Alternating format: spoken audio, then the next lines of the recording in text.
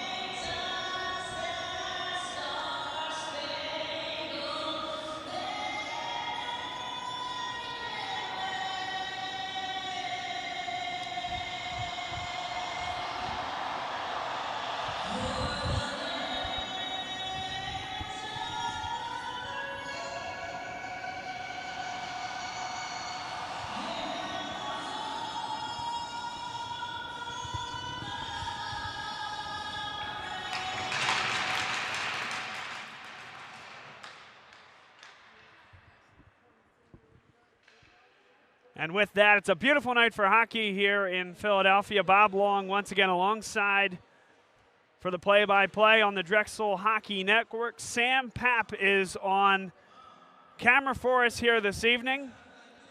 Drexel dressed in the home gold uniforms with the navy along the shoulders. William Paterson all black up top, orange on the elbows. And we're ready for hockey.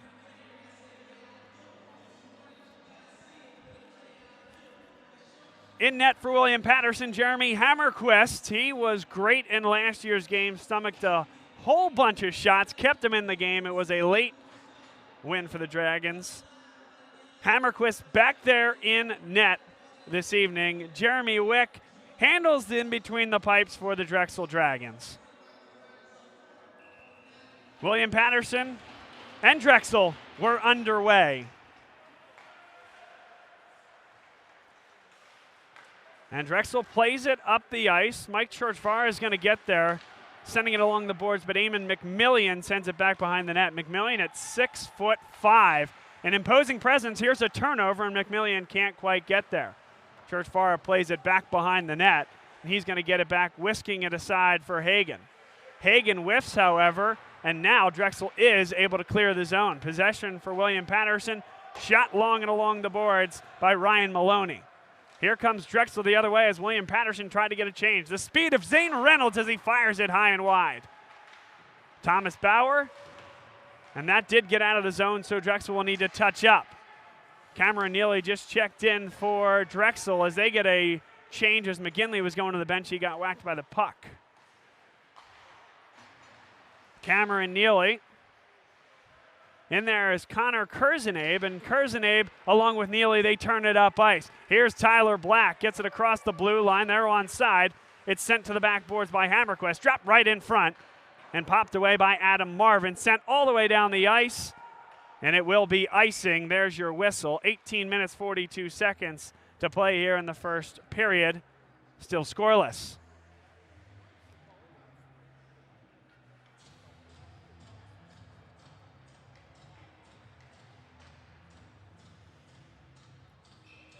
Aaron Carmichael, Kyle Weller, and Eugene Lim. The line just checked in here for Drexel. Face-off won by William Paterson and sent into the neutral zone. Tyler Black first on it. Has Kurzenabe with him, instead plays it up. One touch there for Weller, and it's sent down the ice. Weller in there on the forecheck will get to the puck first. In there is Eugene Lim as well. They're trying to get it back towards the point, but they can't get it all the way up. And it is out to center ice. Adam Marvin, good move there, takes the shot, and Jeremy Wick there for the save. Good individual effort by Marvin, and it is kept in the zone here by William Paterson. That'll allow the rest of the five to get to the bench for the full change. Now on to it, number 19, Sean Murray, pumps it back deep, and Weller there for Drexel. He elects to just flip it high. That does come out of the zone and brought down in the zone and offside with 17 minutes 56 seconds to play in the first period. For over 125 years, Drexel University has been a uniting academia and industry to empower the next generation of leaders. Enroll in graduate and executive ed programs at Drexel University's LeBeau College of Business, who's sponsoring this game. Schickling tried to clear, but they can't. This comes in between the circles, a shot and a save by Jeremy Wick. He saw it well, slid to the far side post, and able to come out and cut down the angle.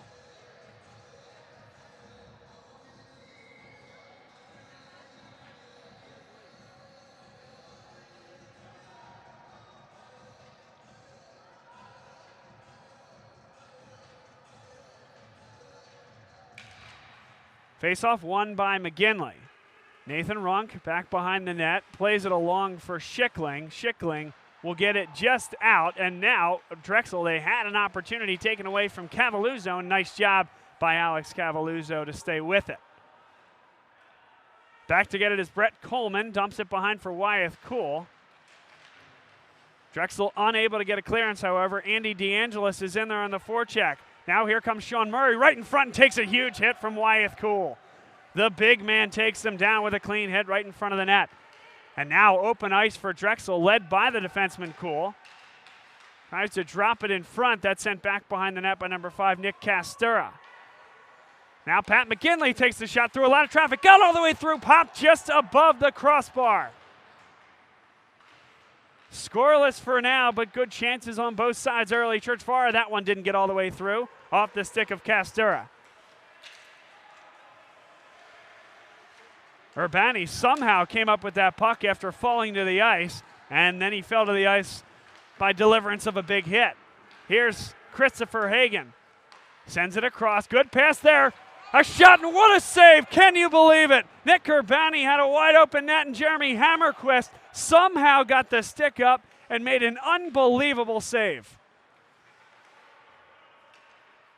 That's one of the best saves you'll see all year at any level. That is special stuff from Jeremy Hammerquist.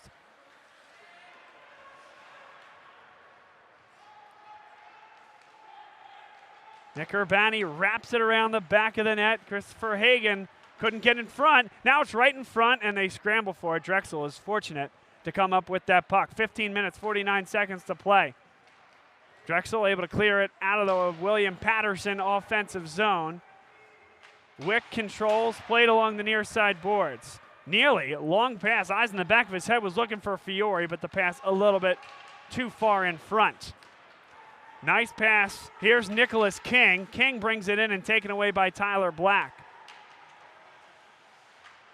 Black overtaken by his teammate there. Good distribution, and here comes number 7, Jared Ortiz. Wonderful escalation of the puck, gets it to the red line and dumps it deep.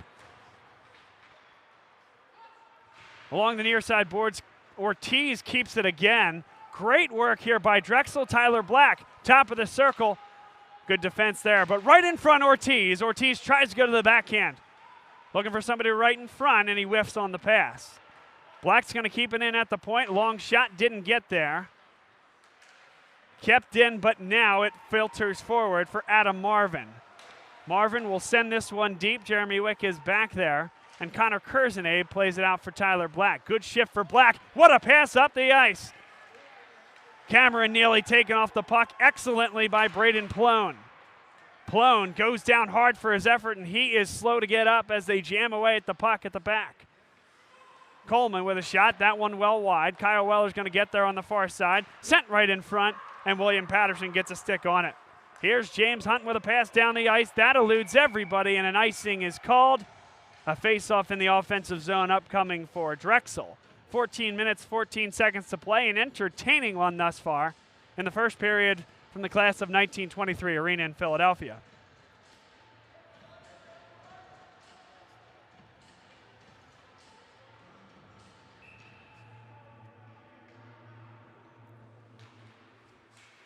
One-time shot there from Aaron Carmichael. That one went wide. Cavalluzzo chips it forward, but Carmichael first there.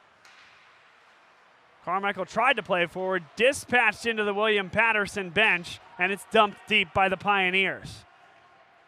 Brett Coleman plays it along the ice. That didn't get there. It flipped high and into the netting. So that faceoff will come outside the zone. Here's one more look. That one went well high and into the netting, so that's going to bring it back to center ice. Drexel controls the faceoff, batted back by Aaron Carmichael. Churchvara is in there. Sent across the ice, Nathan Runk. Runk went down, but is not going to be able to maintain the puck only for a second, and they bang away on the far side boards. Carmichael there now brings it below the goal line. Good speed there from Carmichael to open up the ice in between the circles. Flips one, goes well wide. Kept in by Churchvara along the near side boards, but now it is sent down the ice by William Paterson. Turning with it, Nick Urbani. A lot of stick handling back there, but able to take care of business. Churchvara sends up the ice. Good pass on the tape of Schickling. Schickling goes to his backhand, takes the off-angle shot, saved by Hammerquist right in front, and it is finally whisked away by William Paterson and just flipped up and out of play. One more look. Drexel had the chance. It came right in front from Nick Castura, but could not get a shot on net. Good chances early for both sides. 3 registered shots for Drexel, 2 for William Paterson, dressed in the road black uniforms, although around these parts, the way the Pioneers are dressed don't look like a road uniform at all. Very familiar, a Flyers-looking sweater for William Paterson. That one didn't get all the way through. It was deflected on its way there. And here comes William Paterson the other way, flipped high over the outstretched stick of Daniel Triunfo. Drexel turns with the puck, an odd man rush. Now William Paterson makes its way back. Tough shot there, save made by Hammerquist on the off angle. Cleared away by William Paterson, a race to it. Scott Huber can't beat Tyler Black to it, and he comes to a stop behind his own net. Good pass there, left behind by Patrick McGinley for Schickling, and Schickling can't get there. Here comes William Paterson. That one eludes the stick, but waving off the icing is the near side line judge. Kurzenabe plays it on the near side, off the boards. He was looking for Nick Castura. Big hit there. Patrick McGinley took down number 6, Nicholas King. A whiff. King comes up with it in between the circles. Takes a tough shot. It's still right in front, and Schickling able to whisk it to the side boards. Coming up to the top of the circle, a shot. That one did not get all the way through to Wick, blocked in front by Drexel. Christopher Hagan, his pass is intercepted by Nicholas King and jammed back. Kurzenabe along the near side boards. Here's Christopher Hagan. William Paterson with the change. A long pass did not get onto the stick of Crane. And now here comes number 27, Michael King with the backhand. Leaving it for Zachary Thompson. In there as well as Thomas Bauer. This is the top line offensively for William Paterson. Thompson leaves it back for number 17, Adam Marvin, and Marvin can't control it. This one goes wide of Jeremy Wick as it was hoisted on the wrister. Black, an ambitious pass, comes to the stick of Bauer. Here's Marvin. Wick with a stick on it. And Tyler Black, what an excellent move there in a tight quarter. That one chopped high. This one will stay in the rink. Right in front, there's Hagan, as is Zane Reynolds, and what a save by Hammerquist. It was Zane Reynolds taking the shot to the glove side, and Hammerquist there for a huge save. One more look. Big save by Hammerquist. We remain scoreless here at the Class of 1923 Arena, the home of the Drexel Dragons. The broadcast is live here on the Drexel Hockey Network. Bob Long, Sam Papp alongside. Coleman with a shot. That one was wide the whole way. Carried forward without numbers by William Paterson. Jammed back down behind the net. Alex Cavaluso was first there for the Pioneers and dispatched into the boards for his efforts. That one hit a tough spot in the boards. It was going right onto the stick of Fiore. Now Cavaluso has it, potentially an opportunity for William Paterson, but Drexel will control. Wyeth Cool, a nice move on the near side. Gets across the blue line. What a pass! That one, they tried to go 5-hole, and Kyle Fiore could not beat Hammerquist. Excellent pass that time, however, by Wyeth Cool, and now a penalty is called against Drexel. First penalty for either team.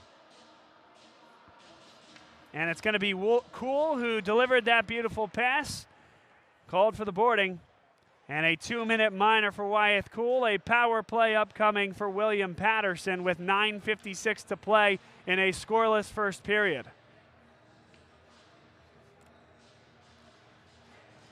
For over 125 years, Drexel University has been uniting academia and industry to empower the next generation of leaders. Enroll in graduate and executive education programs at Drexel University's LeBeau College of Business and join over 40,000 alumni who are transforming their careers and industry. Learn more at drexellebeau.com. Fired down the ice, cleared without much concern by Mike Churchvara. Cameron Neely, good work there.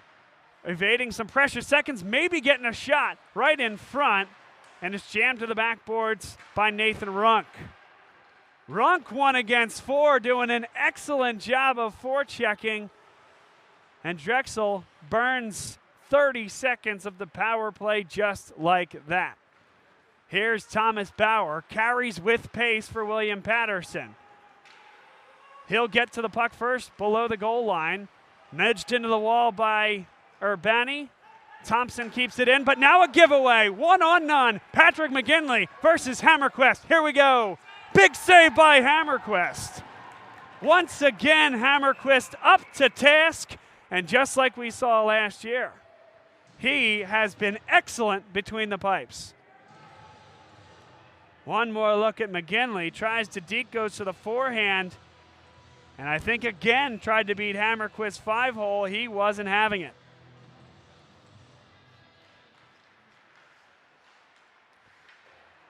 Drexel will pull this one back. Churchvara, as well as Urbani, gets the pressure to him, then lets it go. 50 seconds left on the power play, and unequivocally Drexel has had the better opportunities in a shorthanded situation. Cavaluso is not going to get there. Sent forward by Drexel. Here comes William Paterson. There was one guy in the zone, so they needed to hold it up, and so Drexel is going to be the beneficiary of it. A wind and a fire by Mike Churchvara, and it gets all the way to Hammerquist. Just 22 seconds left on the man advantage. This one's sent all the way down, and it's an icing that'll bring it back into the Drexel offensive zone with 17 seconds left on the power play. One of Drexel's best penalty kills of the year, and I would hazard a guess that it might not be one of William Paterson's best man up looks thus far this season. Boy, that was less than convincing as that came right on the short side of the net. Hammerquist had to be there. A simple feed to the backboards, and William Paterson, for as good as they've been for the first portion of the game, not good in a man-up situation, and it is now 5-on-5 hockey as Drexel is full strength. 7 minutes, 47 seconds to play in the first period. Here comes number 9, Braden Plone right on. Big save by Jeremy Wick as he had the near side post covered up. And now a prompt tripping, still waiting for a touch. Jeremy Wick to the bench as Drexel has an opportunity with a 6-on-5 awaiting a William Paterson touch. A clear trip back behind the net. So Drexel will take their time, get the right personnel onto the ice. But that was less than convincing as well. Nearly came across the blue paint and into the net. Now William Paterson will get the touch, and Drexel will go on the first power play of the night with 7 minutes and 8 seconds to play here in the first. So let's see if Drexel can continue the momentum that they created by killing the last power play for William Paterson. And let's see if they can create additional offensive chances in front of Hammerquist, who's shown early on it's going to be tough to beat him in between the pipes tonight. Aaron Carmichael out there in the face-off circle. They're jamming away at the puck. No real possession. Now Drexel has it. Played back to the point. Eugene Lim flips across for Churchvara. And Churchvara will now send it down to the goal line. Aaron Carmichael comes in at a tough angle. That shot was blocked right off his stick. Lim finds Carmichael near the top of the circle. Churchvara in the slot. Pitch and catch for Eugene Lim. Churchvara, that one didn't get through. Good block there by Hunt. Kept in by Drexel. Carmichael and Churchvara, they'll play catch with it and now rotate. Churchvara gets it at the dot with the shot, saved by Hammerquist. Churchvara gets it right back and now to Carmichael. That shot got all the way through off the blocker. That comes right on top of the net, bounces in front. Hammerquist in there, the puck is still loose.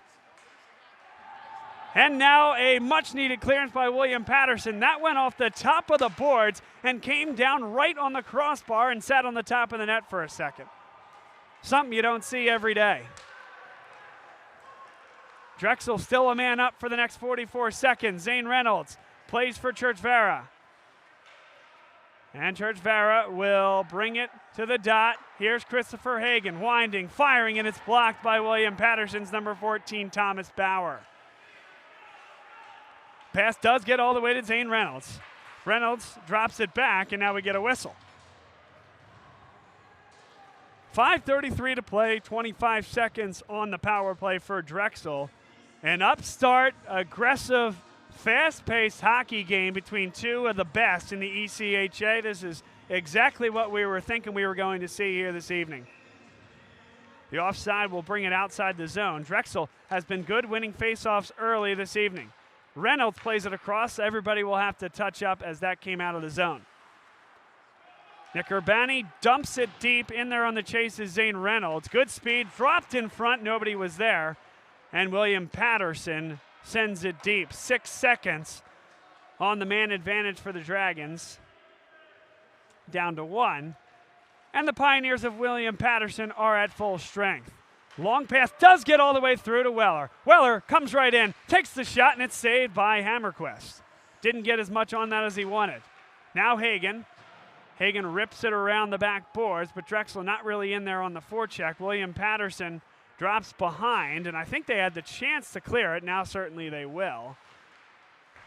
Or perhaps they won't. Boy, not a good job from William Paterson. Now a shot and a goal! Drexel is on the board. Cameron Neely with the goal. One more look off the bad giveaway. Neely sizes it up and this time does beat Hammerquist's 5-hole.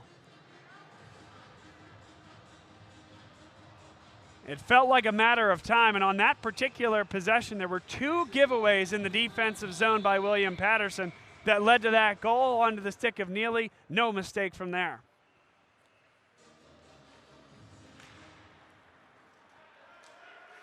Neely sends that shot right on. Hammerquist there to it. He'll go back behind the net and fire it around. Fiore is there first for Drexel, but taken away by the larger Eamon McMillian, standing at 6'5". Dropped along by Nicholas King. Back behind the net, Tyler Black and Eamon McMillian fight for it. McMillian takes Black off the puck, but never came onto it himself. So now Black comes back. Good speed there. Into the offensive zone. Makes one miss. Onto the backhand. Back behind the net. Dropped in front.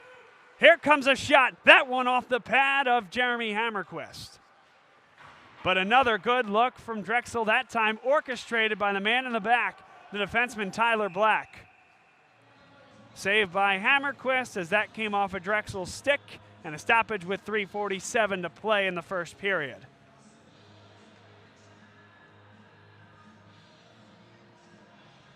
Drexel 1, William Paterson nothing. A good one here from the class of 1923 arena.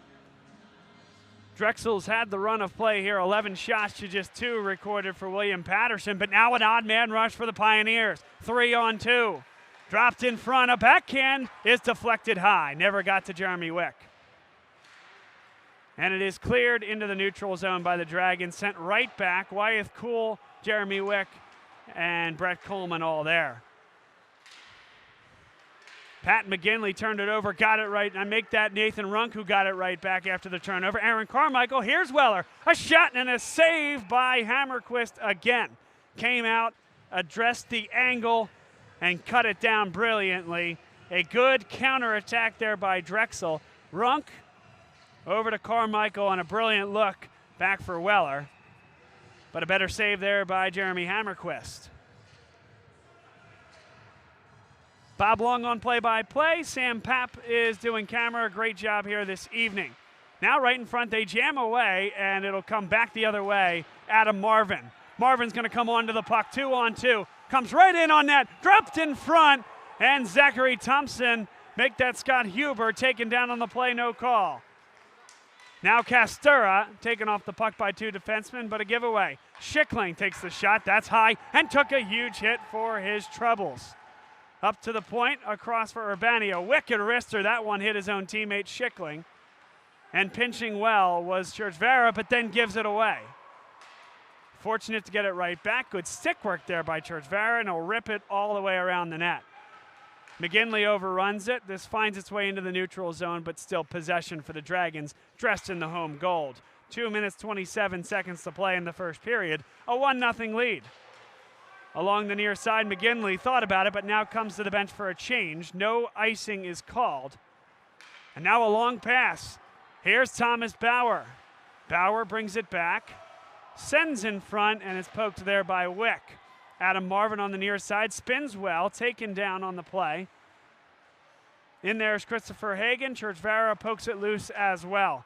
Number 8, Andy DeAngelis is back there right in front. Big save there. Churchvera Pass comes onto the tape of Crane.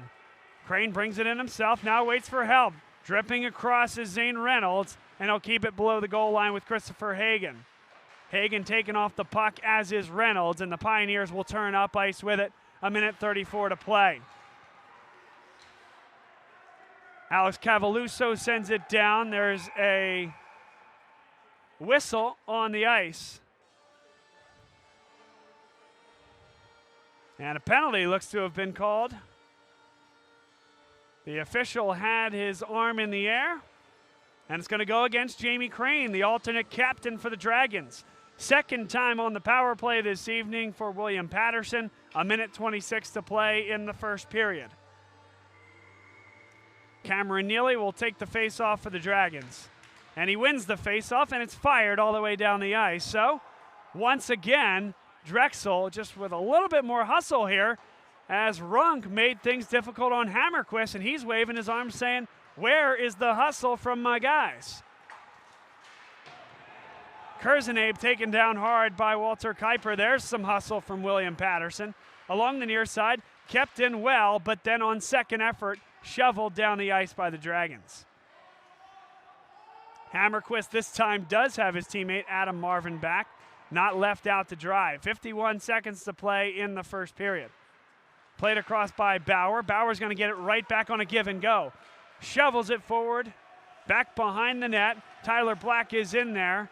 Takes down Bauer, and it's fired down the ice again by Drexel. Another excellent first minute of a penalty kill from this Drexel team.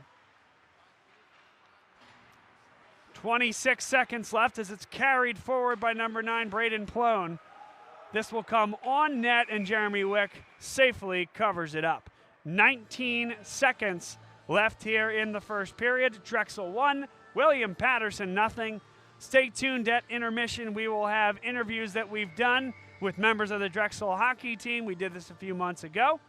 And then before you know it, we're back for the second period puck drop. This one won by William Paterson, sent back behind the net. Pinching down is the defenseman Braden Plone. Plone sent right in front, and a good poke by Jeremy Wick. Pat McGinley comes to the red line. He'll shovel it down back behind the net. Hammerquist is there, and that's the end of the first period as we tick to triple zeros.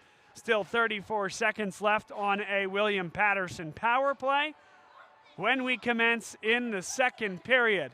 A good one as Drexel outshoots William Paterson 13-3. Jeremy Hammerquist 12 saves on those 13 shots, but boy, this could have been worse. I count 3 shots where Hammerquist was up to task and made just an unbelievable save to keep William Paterson in this game. Well, it makes it a lot of fun here in the ECHA. Two of the best teams in this league going at it.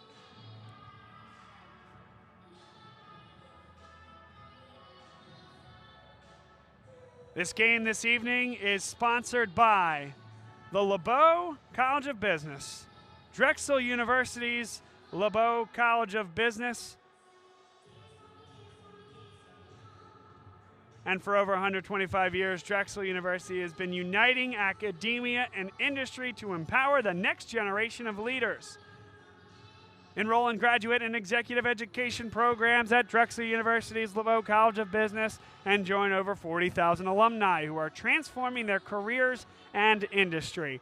Learn more at drexellebeau.com. Stay with us, everybody. Our first interview is with alternate captain Jamie Crane. We're here with alternate captain Jamie Crane on the Drexel Hockey Network. Jamie, appreciate you being with us here today. And I'll start with this. We come into September, and you guys are in training camp, and you'll be on the ice skating against live opponents very quickly. What's the job of an alternate captain, and how has this offseason been different for you than prior ones? I think everyone's ready to get back after it. I think a big thing is really getting out there and setting the tone. We've had some good summer skates. Everybody's excited to be back on the ice, and for me, I feel like I really got to go out there and, like I said, set the tone, get everybody going, and get everybody ready for the upcoming weekends. This summer is a little bit different. I feel like I have a little bit of different perspective on things coming ahead. Last year I wasn't sure what to expect coming in as a transfer, but I think we had a good year, and I'm definitely ready to get back after it. So you mentioned about setting the tone when it comes to the gameplay and getting into the season. If I could go a little bit deeper on that, what does that mean? How do you set the tone? I'll lay a big hit, maybe. I don't know. Get the physical play up. Set the tone as in the speed of play. Yep. Because come the next few weekends, it's not going to be always be easy. Right. So when people watch Drexel hockey, folks that might be tuning in for the first or second time here this evening, what are they going to see out there? What is your identity as a hockey team? I think Drexel hockey, we do a little bit of everything. We grind it out, and then we also have guys that can make some big plays, and it can be pretty sometimes, and it also can be a little hard-nosed. Coming in as a transfer, what was that process like, and what would you say to somebody that might be considering a program like Drexel to come in and continue their hockey career here? It was interesting because you're coming from a different group of guys that you're used to, playing somewhere else for a couple years and then coming here. It's a different core of guys with there's different personalities, and then the team structure might be a little bit different too. So there's a lot of different little things to adjust to, but it was definitely easy adjusting to Drexel. Everybody, took me in, and I felt like I was a part of the family from the start, really. So that's great. And D1 and D2, I think, is a very interesting subject because it's year 2 of the D2 team, and it's a very deep team, will be this year. And obviously the idea is to feed talent from D2 to D1 over time. What is your role as an alternate captain, or just generally as an ambassador for the program, to obviously correspond with their D1 guys, but also what's your role when it comes to some of the younger guys that might be playing D2 right now? I would just say to talk to them, get to know them, and let them know that there's always room for improvement. You never know when you're gonna get the call, so they could be brought up to play with us any weekend, and really is not be satisfied and know that they have room to grow. And Drexel's still our team. We're always getting better, and there's always room for improvement. So I would say the thing would be to reach out to them and make sure that they know that the coaches are always watching. All right, a couple quick hits for you before we get you out of here. Who's the funniest guy on the team and why? I would say Carms. I sit next to him in the locker room last year, and he's always a easygoing, happy guy. I don't know. I've never seen him without a smile on his face. He's always cracking jokes. And then when it comes to road trips, and you guys have the opportunity to travel all over the country to play this great game, what's the best part of a road trip, and what could you do without? It's easy to say that you can always do without the homework on the road trip. No one wants to think about school when we're on the road. But the best thing about road trips is just being with the guys. The whole weekend, we're just all together in the hotel, from the bus. Road trips are always a fun time. Oh, that's great. Well, you'll have a lot of them this year. Hopefully a lot of success as well. We'll be watching. We'll be broadcasting you guys all year. Congratulations on the alternate captain role this year, and we will be following along. So thank you. Awesome. Thank you.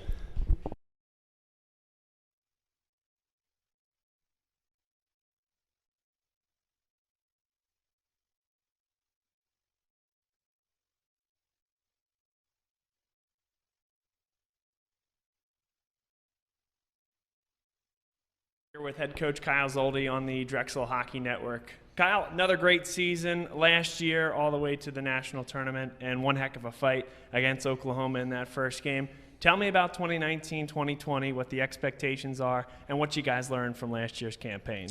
Yeah, absolutely. I mean, certainly proud of the effort last year. You know, we fell 1 goal short of our 1 goal, which is a little ironic. You know, we're still searching for that first national tournament win, but you know, couldn't be prouder of the effort and just the never quit mentality that you guys, you know, anybody who watched that game saw in the 3rd period. So certainly proud of that. And I think, you know, heading into this year, expectations are right kind of where we left off, you know, pick up where we left off. The preseason rankings just came out, so we're ranked number 23rd in the country to start, which is another program best. And, you know, I think we're excited about some of the prospects we have coming in. Certainly lose some key pieces in some of our senior leadership from last year, but I think we have a young core that's ready to assume the responsibilities and, again, you know, win our conference is our first goal and get another shot at a national tournament victory. So. These interviews, Kyle, will be seen amongst other places during Drexel Hockey Network broadcasts. And yes, sir.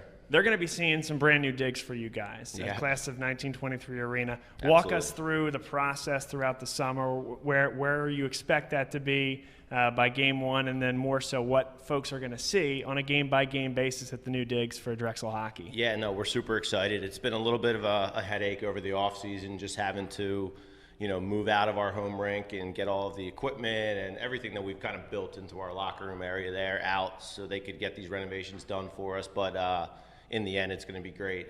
They've replaced all the roofing, brand new lighting. It's supposed to be up to the NCAA standards, so that should be good for you from a streaming perspective. It's going to look really good for the viewers at home.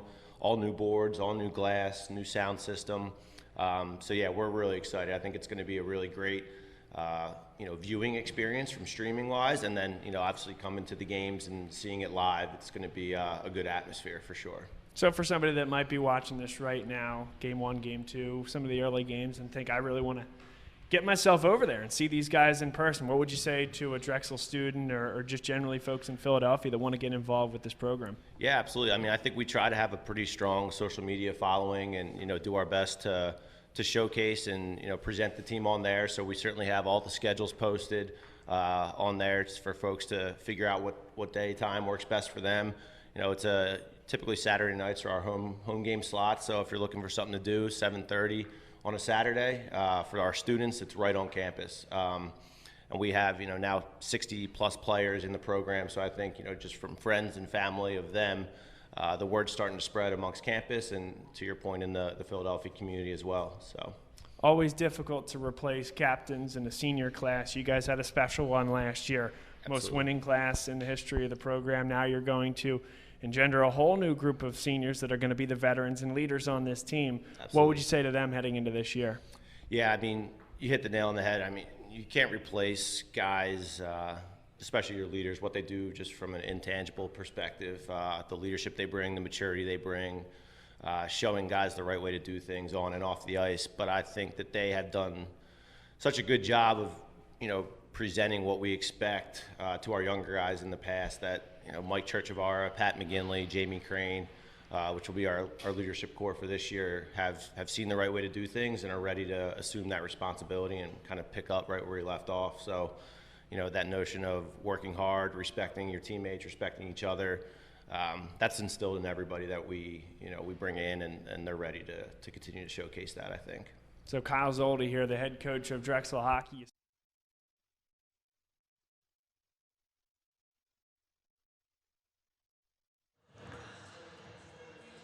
Welcome back, everybody, inside the class of 1923 arena in downtown Philadelphia.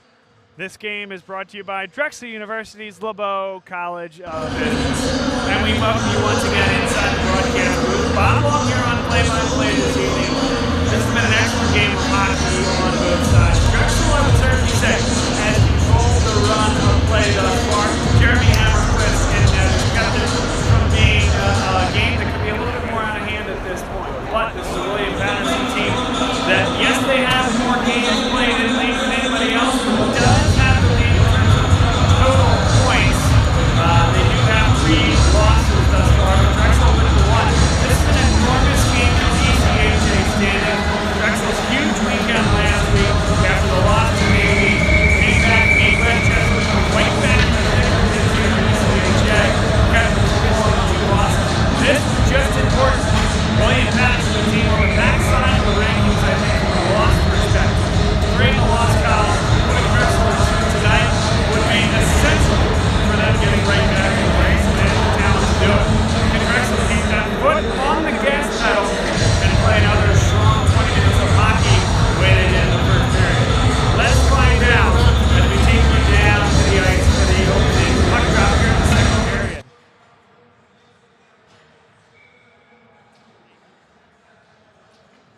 And once again, Bob Long, Sam Papp alongside your broadcast team. Sam is on camera doing a wonderful job.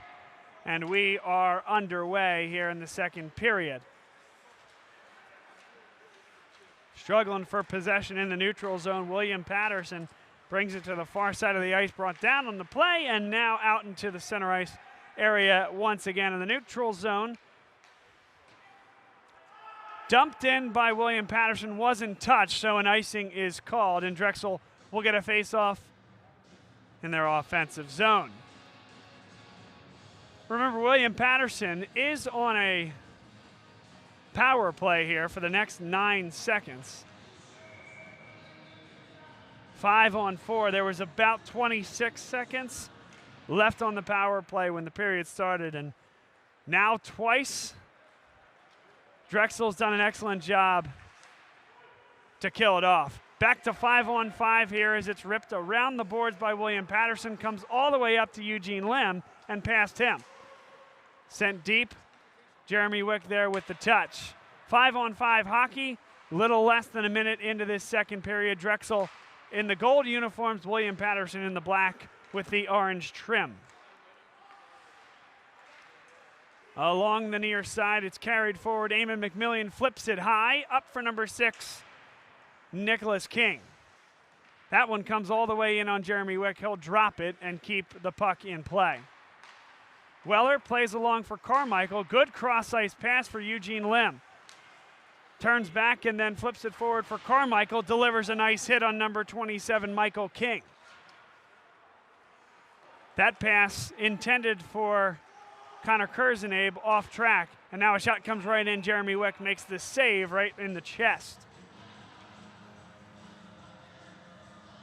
Another look at this one here as it's going to be William Paterson coming on this puck. Carried forward the long shot. And Wick right there to make the save. Fundamental that time from the Drexel netminder. And we'll now turn, I see the scoreboard now has that first. We'll turn it to the second. 18 minutes, 28 seconds to play in the second period. Face-off won by William Paterson. That one got all the way through, sticked wide by Jeremy Wick. A scramble for it, a jam in the far side boards. 5 guys in there.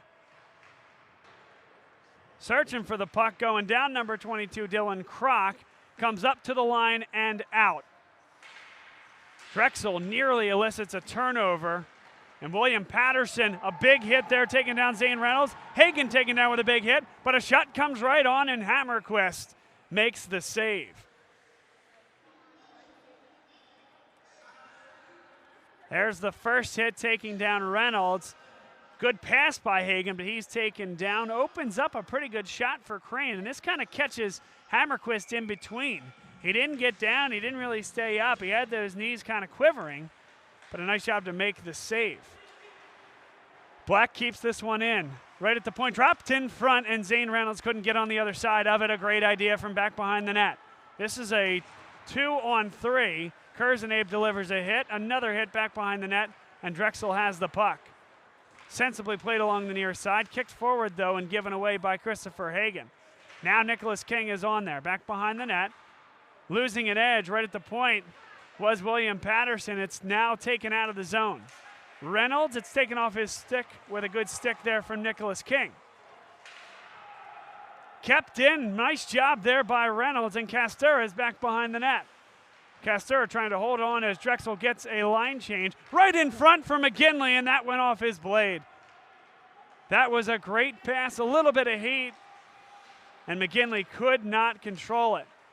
Now Schickling whacks it with one hand as he swings the stick with the left. Back behind the net is Brett Connon. He plays it all the way down. It's a race to get to the dot, and Churchvarrow wins it. Icing against William Paterson. This one sent down the ice. You're going to see the tail end of this race as number 4 in gold comes into your picture and by a step beats William Paterson down the ice. 16 minutes, 45 seconds to play in the second period.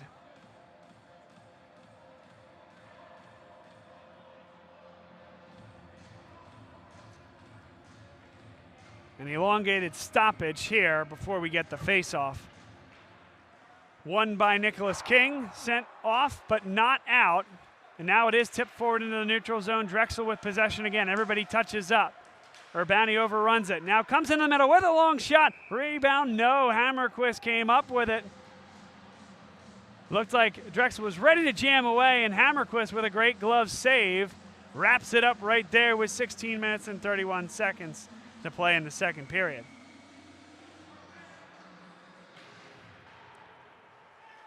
McGinley tried to come onto it at the backboards. John Foley plays forward, and here comes William Paterson. First to it is Sean Murray. Murray shielded well by Churchvera. Now a shot goes wide. It was deflected by William Paterson. Pioneers work back behind the net, but Drexel have the numbers. Shielded along the near side boards. Here comes Patrick McGinley. It's 3-on-3. He'll flick it on. A two-hopper. Hammerquist covers it up. Under 16 minutes to play in this second period. McGinley trying to make something happen. Flutter a little knuckle puck in there and see if it gives Hammerquist some issues. But the way Hammerquist has been, that's going to be difficult to work. I like the idea, though, from McGinley.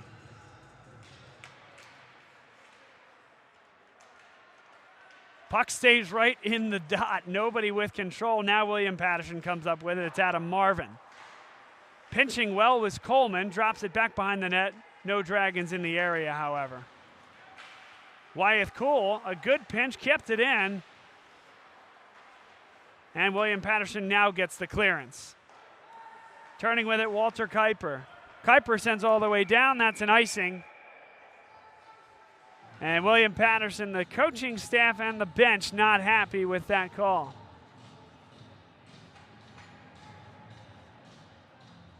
But the faceoff comes to the far side circle for Drexel. Kyle Weller, Aaron Carmichael, Nathan Runk out there offensively. Drop back behind the net off the faceoff win by William Paterson. Carried around by number 23, John Foley. Foley drops it back for his fellow defenseman, and it's ripped along the boards. But intercepted by Coleman. Coleman brings it in without numbers, keeps it low. Hammerquist had trouble initially with the rebound, but then covers it up.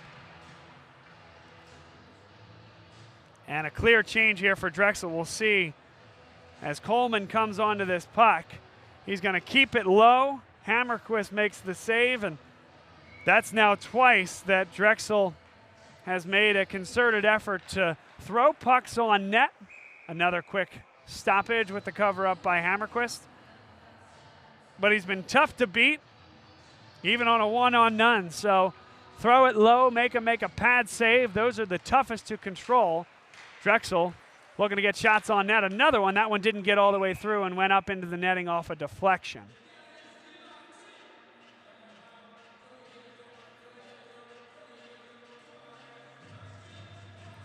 Tyler Black came onto his stick and took the shot.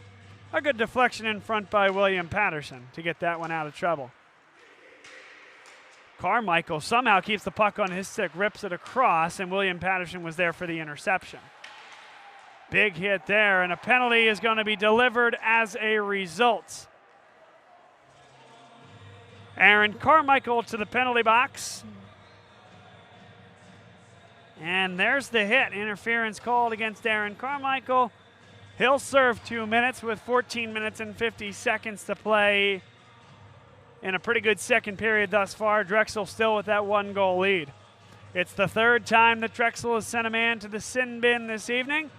The first 2 times, they've made quick work and easy work of killing power plays. This time, a good shot comes from Marvin, and it's saved by Wick. And that, just 5 seconds into this power play, has been the best offensive opportunity that William Paterson has had on any of its 3 power plays thus far. There's the save made by Wick, and we're back to action as Churchvara comes down the ice, feeds it long. I tell you, Mike Churchvara has had a great game thus far, controlling the puck. His speed has been on display against a very strong William Paterson team. And James Schickling, great job holding that puck up, 1-on-3. And he wastes some valuable seconds in this power play for William Paterson. Let's see if the Pioneers can build down the ice as it ticks under 100 seconds to play in this man advantage. Here's a 2-on-2. Up the ice. There's a big save by Jeremy Wick off the stick of Walter Kuiper. And an opportunity for Pat McGinley one-on-one. And that's good scouting there by Adam Marvin. He saw that toe drag coming and stayed right with it, took it off his stick and took McGinley off his feet. Now fed back for Neely. Cameron Neely, one-on-one, and Schickling joins the race. Neely plays it back. He'll send it all the way down the ice for Churchvara. Churchvara, as well as Urbani, down to 40 seconds. Drexel's now going to build it up the ice. Nathan Runk just out behind his extended stick.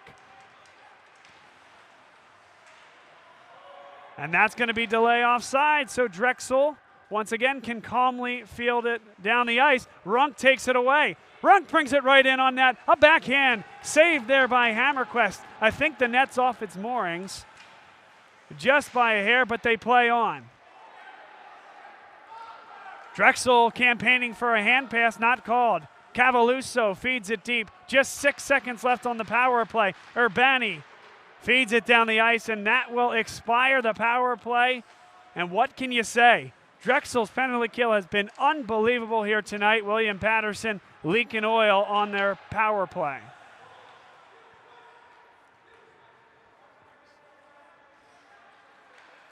Now Drexel builds on the 5-on-5. Tyler Black, the defenseman.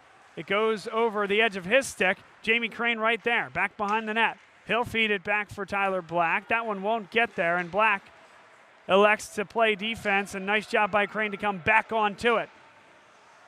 Good decision by Black not to take the chance. Crane was in there, and you didn't want to give up an odd man rush. So now they come back the other way. It rolls over the stick of Coleman, and Black once again the safety valve. Hit hard into the boards. In there is Coleman right in front. Jeremy Wick got a piece of it. Now a one-timer. That one was deflected in front. Never got to Wick. Still right in front. Wick out of possession. And they score! William Paterson's on the board. John Foley with the goal. A giveaway. Coleman and Black had trouble in front. Wick right here is out of position. And the shot, nothing he can do there. John Foley puts it in, and just like that, William Paterson, without much going on, scores the goal. Now the referees are over talking to the William Paterson bench, so let's see if there's anything to do about this. They're waving off the goal. So no goal. William Paterson not thrilled with it. Perhaps goaltender interference, perhaps Drexel found a way to get away with that one. So they get away with the turnovers, wipe the goal off the board, would have been John Foley, and we remain 1-0 for Drexel. A long shot, one hopper, and it comes right in front. A shot was deflected and never got to goal. Schickling lost the puck, and Drexel is offside. Just a misplay by Schickling. That's the right idea, and a good counter was building, and that is the rub of the green. That is the roll of the puck. It rolled right over Schickling's stick and drew the offside.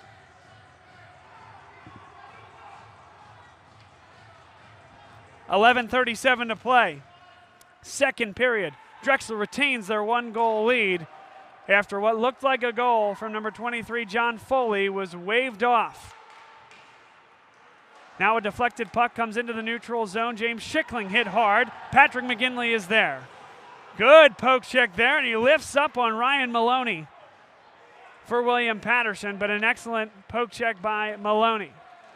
Now a big hit there. That could have and probably should have been a penalty on William Paterson, and you're hearing it from the Drexel bench. And indeed, the call came from behind the play, so Drexel will go on the power play. It was the official Will behind the play up at center ice who raised his arm. Wick was heading to the bench, but the touch-up by William Paterson will send Drexel on the man advantage.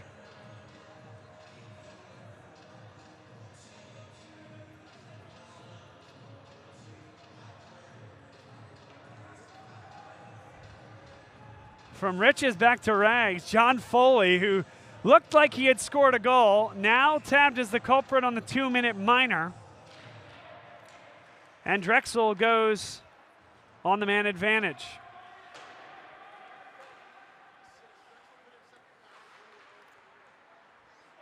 Mike Churchvara, he carries with a lot of speed. Comes in between the circles, brings back to the top of the circle, and Drexel will set it up. Drop down to the goal line. Churchvara, as well as Schickling. Schickling plays it up for Carmichael, who has it at the point. Good stick work there by Carmichael. Feeds across for Eugene Lim.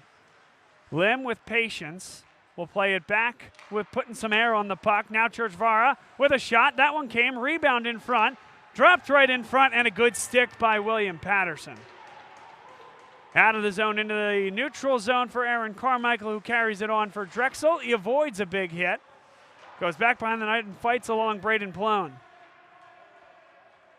10:07 to play, a minute left on this power play for Drexel. This one just stuck to the boards by number 9, Braden Plone. Good job by he and the Pioneers. Eugene Lim dekes one defender, comes into the circle. Can't get the shot off. It's right in front for Schickling and dropped to the backboards. Kept below the goal line. Eugene Lim. Zane Reynolds just checks in. He comes in between the circles. Drop back for Mike Churchvara. Churchvara across for Carmichael. Patience here from the Dragons. Churchvara in between the circles. A shot deflected in front. They scramble in front, and Hammerquist makes the save. It's cleared down the ice. 18 seconds left on the man advantage for Drexel. A quick turn. Brought into the zone by Carmichael. Turning on it, and they get it in front. Reynolds across a one-timer, and McGinley's hit hard. He whiffed on the one-timer, and now that will extinguish the remainder of the power play for Drexel. But now they'll carry it in at 5-on-5. A shot goes just wide from McGinley. Right in front, and they score! Christopher Hagan drops it in front. Tip drill, Zane Reynolds. And absolutely nothing that Hammerquist could do about that one. All in one motion. A beautiful tip. Zane Reynolds is on the board. Drexel 2, William Paterson nothing. And a huge goal halfway through the second period. That is a thing of beauty from the Drexel Dragons. Hagan understanding time, space, and where his teammate is going to be. Zane Reynolds slips by the defender who was caught watching the puck. And just an incredible bit of stick work from Zane Reynolds. Beating the goaltender, upper 90, nothing that you can do if you're Jeremy Hammerquist. Tyler Black, another good piece of stick work, this time from the freshman defenseman. Up to the red line, batted forward by Cameron Neely. Black is in there. Here's Neely on it. He doesn't get there first. A good stick by Walter Kuiper. Nicholas King in there for William Paterson. Takes a hit for his troubles. Jeremy Wick plays it for Tyler Black, and now he's just toying with him. Number 27, Michael King, with a flyby. Touched up by Kyle Fiore. Jared Ortiz is back there deep trying to hold the puck in as Drexel gets the change. And the puck is given away but retrieved right again by William Paterson. Kept in the zone by number 21, James Schickling for Drexel. And now fed into the neutral zone. Wyeth Cool, number 29, the defenseman, is in there. Possession for William Paterson. They'll flip it for Wyeth Cool. He'll win the race ahead of Ryan Maloney. Distributing it back to his own guy. And Drexel, I think, is fortunate there to be able to clear the puck. And now they'll build on a 3-on-2. James Schickling comes to his backhand, drops in front. It was blocked by William Paterson well. Dangerous pass there across the ice in your own defensive zone. Fortunate to be able to clear it down the ice if you're William Paterson. Wyeth Cool again back behind the net. Nick Castura turns with it. A wonderful backhanded pass. Schickling takes a big hit into the boards. Wincing are the coaches as it's delivered there from Braden Plone.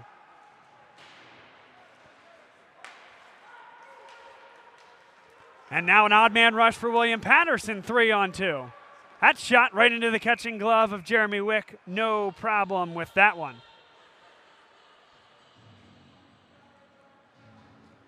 That little backhand right there starts the 3-on-2. Take a look at McGinley, number 13, getting back into the play and really erasing what was a 3-on-2, forcing the shot.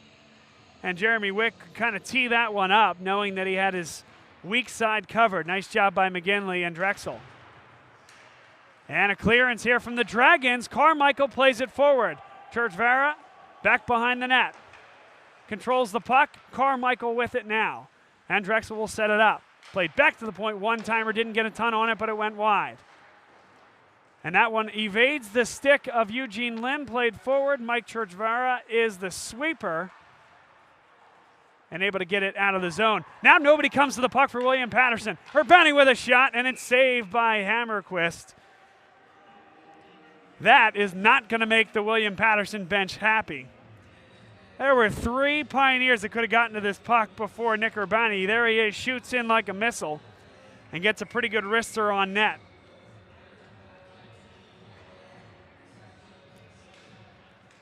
There have been a few lapses like that for the Pioneers here this evening. Extremely talented team. You see what they can do. But a few giveaways have created opportunities for Drexel. Mike Churchvara.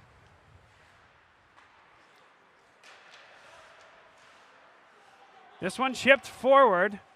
No offside for William Paterson. Touched up by Carmichael. Eugene Lim. Lim turns on a dime. Good look there. Shot by Weller. That one went wide.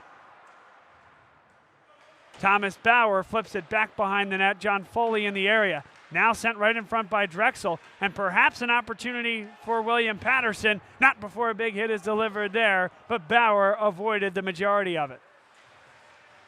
Mike Churchvara as Kyle Weller comes onto the puck as well. In there is Thomas Bauer for William Paterson, but can't control it. And Drexel builds. This is the defenseman Nick Urbani.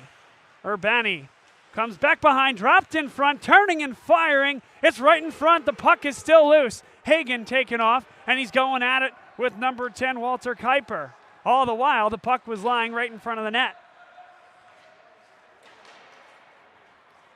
Zane Reynolds lifts it deep with the backhand. Christopher Hagen comes in and gets to the puck. He might have been hooked there. There was no call. And now this one comes along the sideboards and out to center ice. They're going to wave off that icing as William Paterson was in the area and could have made a play on the puck. Jamie Crane, he goes down as he has one hand on the stick. He was pulled at, and a penalty is coming up against William Paterson. A cross-check against Eamon McMillian, standing at 6'5", 215 pounds, and taller on skates. He'll go to the box. 2 minutes. Drexel, a 2-0 lead. 4 minutes and 34 seconds to play in the second period. A lot of runoff on that clock without a stoppage. You feel like a third goal here really could put at least a nail in the coffin as Drexel has controlled things here. 22 shots to 10, the board reads. But William Paterson carries up the ice. Alex Cavaluso has it. He'll drop it deep. Christopher Hagen first to it. Cavaluso provides some pressure in the Drexel zone, and it's given away. Here's Andy DeAngelis. DeAngelis turns, feeds in front, and that's a penalty against Drexel. Christopher Hagen, a clear cross-check right in front of the net. He didn't like it, but there's no other outcome to that play. You just can't do this. He's going to come on from behind. Certainly there was an opportunity in front, but the puck never got to him. And give William Paterson credit. We were talking about perhaps a lack of effort a few minutes ago. That's a lot of effort on a shorthanded situation, creating opportunities and forcing Drexel to commit a penalty, now 4-on-4 for the next minute 34.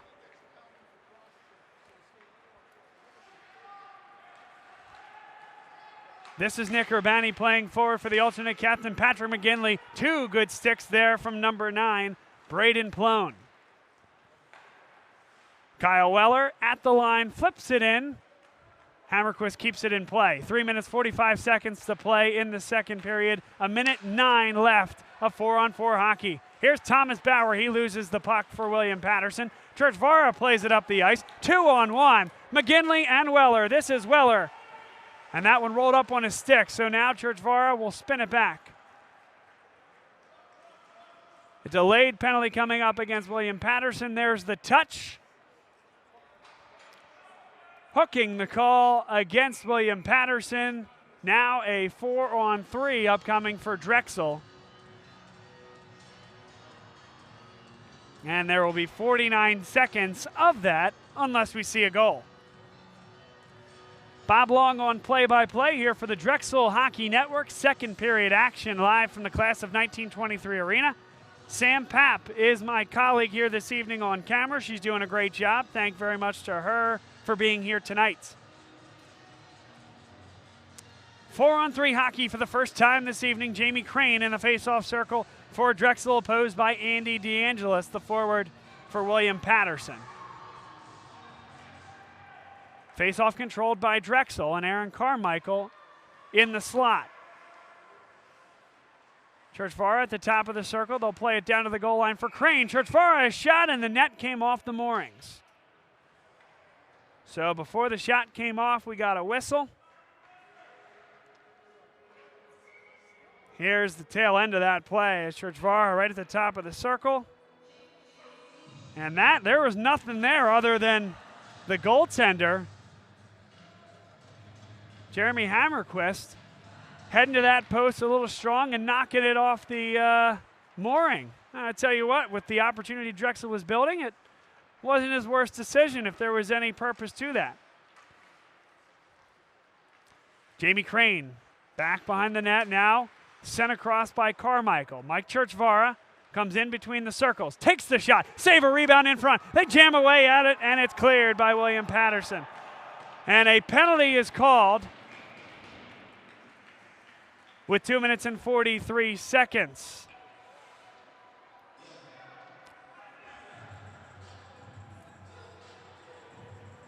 James Schickling goes to the box. Didn't catch that on the replay. He's incredulous. I didn't see it.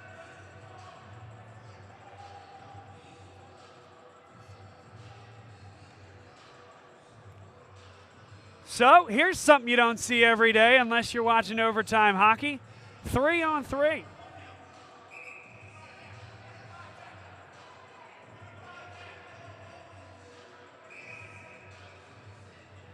And now there's discussions in front as to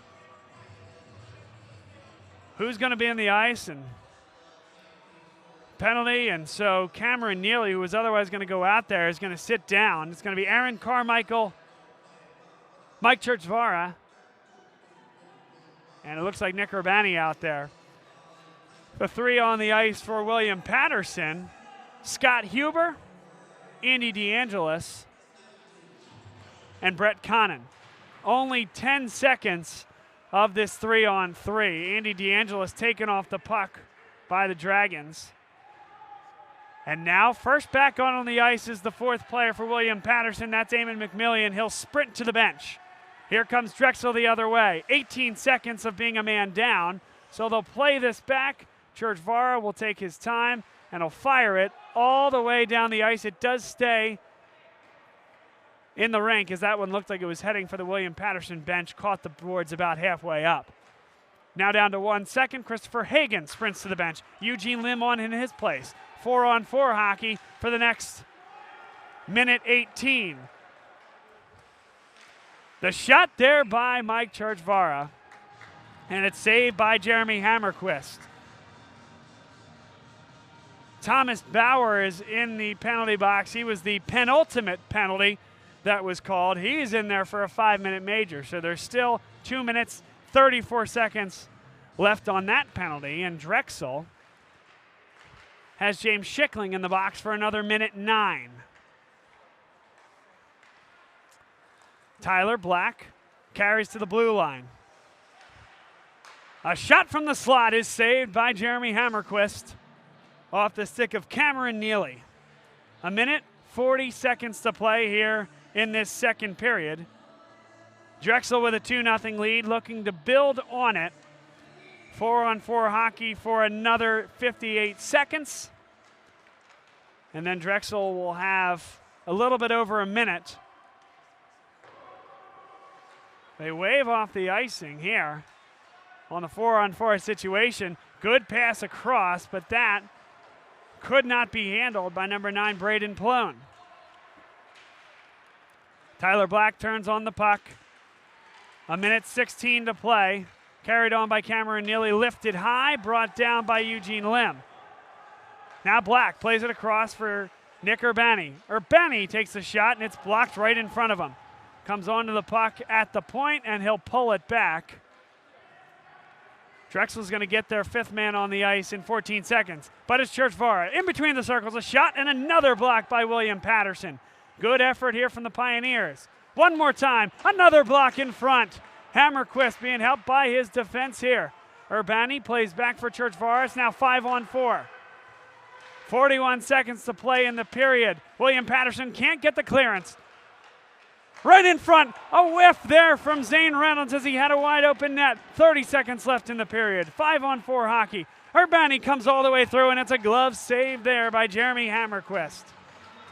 Drexel had a great look in front. Zane Reynolds, pace certainly on that puck, no doubt, but could not one-time it into the back of the net. And then Urbani here comes into the slot, rips a wrister, and it's saved by Hammerquist. Another face-off win by Drexel, flipped in the air across for Christopher Hagan, whipped across Kyle Weller, and the net comes off the mooring again, once again, of Hammerquist's doing, and the Drexel bench not happy about that.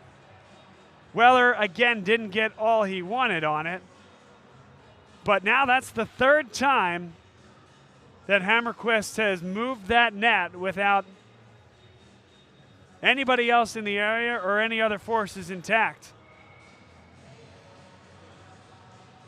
16 seconds left in the period. Drexel remains 5-on-4 for the next 50 seconds. Urbani plays back. Weller, he'll take the shot through traffic. Boy, how did he see that one? Great save by Hammerquist. Another one at a tough angle. Save made by Hammerquist. Now dropped right in front, and it comes out into the neutral zone as time expires here in the second period. 2 huge saves by Jeremy Hammerquist in the last 10 seconds of the period to keep this a 2-0 game.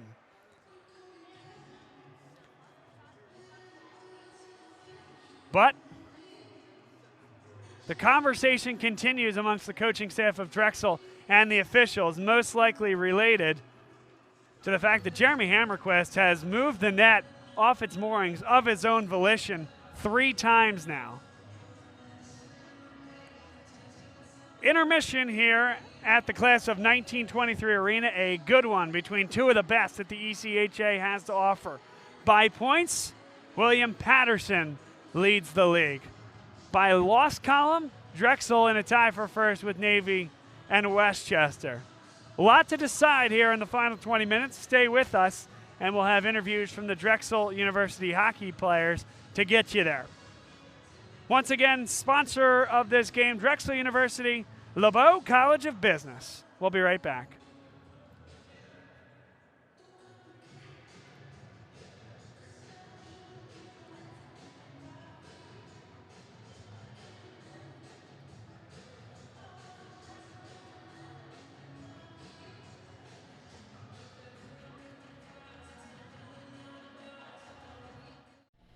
And it's intermission here for the Drexel Hockey Network broadcast of Drexel Hockey from the class of 1923 arena.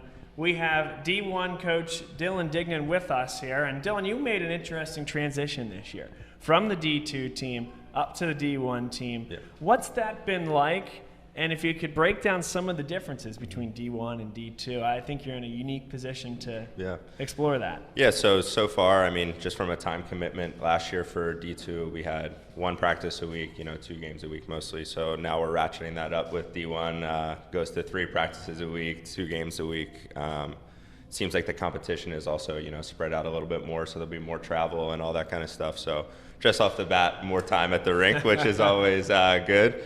Spending all my weekends and stuff at the rink, no place I'd rather be. And then just from a depth perspective, for D2, we had a lot of young guys. Leadership had to have come from a lot of the coaches trying to gather some of these younger players.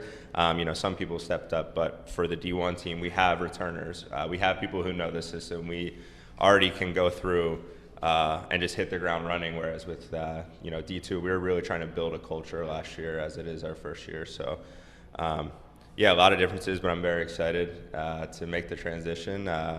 Already enjoying it, so having my own opinions about different things. So if you could, based on what's PC and on camera, the differences between Justin and Kyle thus far from what Sure. you've seen. The differences between Justin and Kyle, just the way, first off, how we run the practices is different. With Justin, we, especially like I mentioned, having less experience, going through more of the systems and trying to go through that step by step, whereas with Kyle, we're going high compete, high speed, and in between drills and things like that. So how we're running practices, and you can tell that Kyle has been doing this for a while. Justin stepped in as a head coach last year, I believe, at the college level for the first time. So just more experience and more about handling things. I really look to him as a mentor, someone who's been around the block. If I have questions, I go to him. So it's been good. It's great to be able to lean on both of them at this point. So if you could, the D1 team this year has a lot of talent, a lot of experience. Yep. Any of the D2 guys that we're going to be looking for to compete and contribute at the D1 level, guys that you coach that you can kind of guide and roll with up to the D1 level? Yeah, so we're hoping, that's part of the goal is having both of these teams, is that we can do that. Recruiting from outside is great, but if we can build stuff from within, that's definitely good. There's one player in particular that we're looking to make an impact at forward this year, and that's Zane Reynolds. Huge player for us last year on D2, someone we could always rely on to score, to be in the right play or right positions, make the right plays.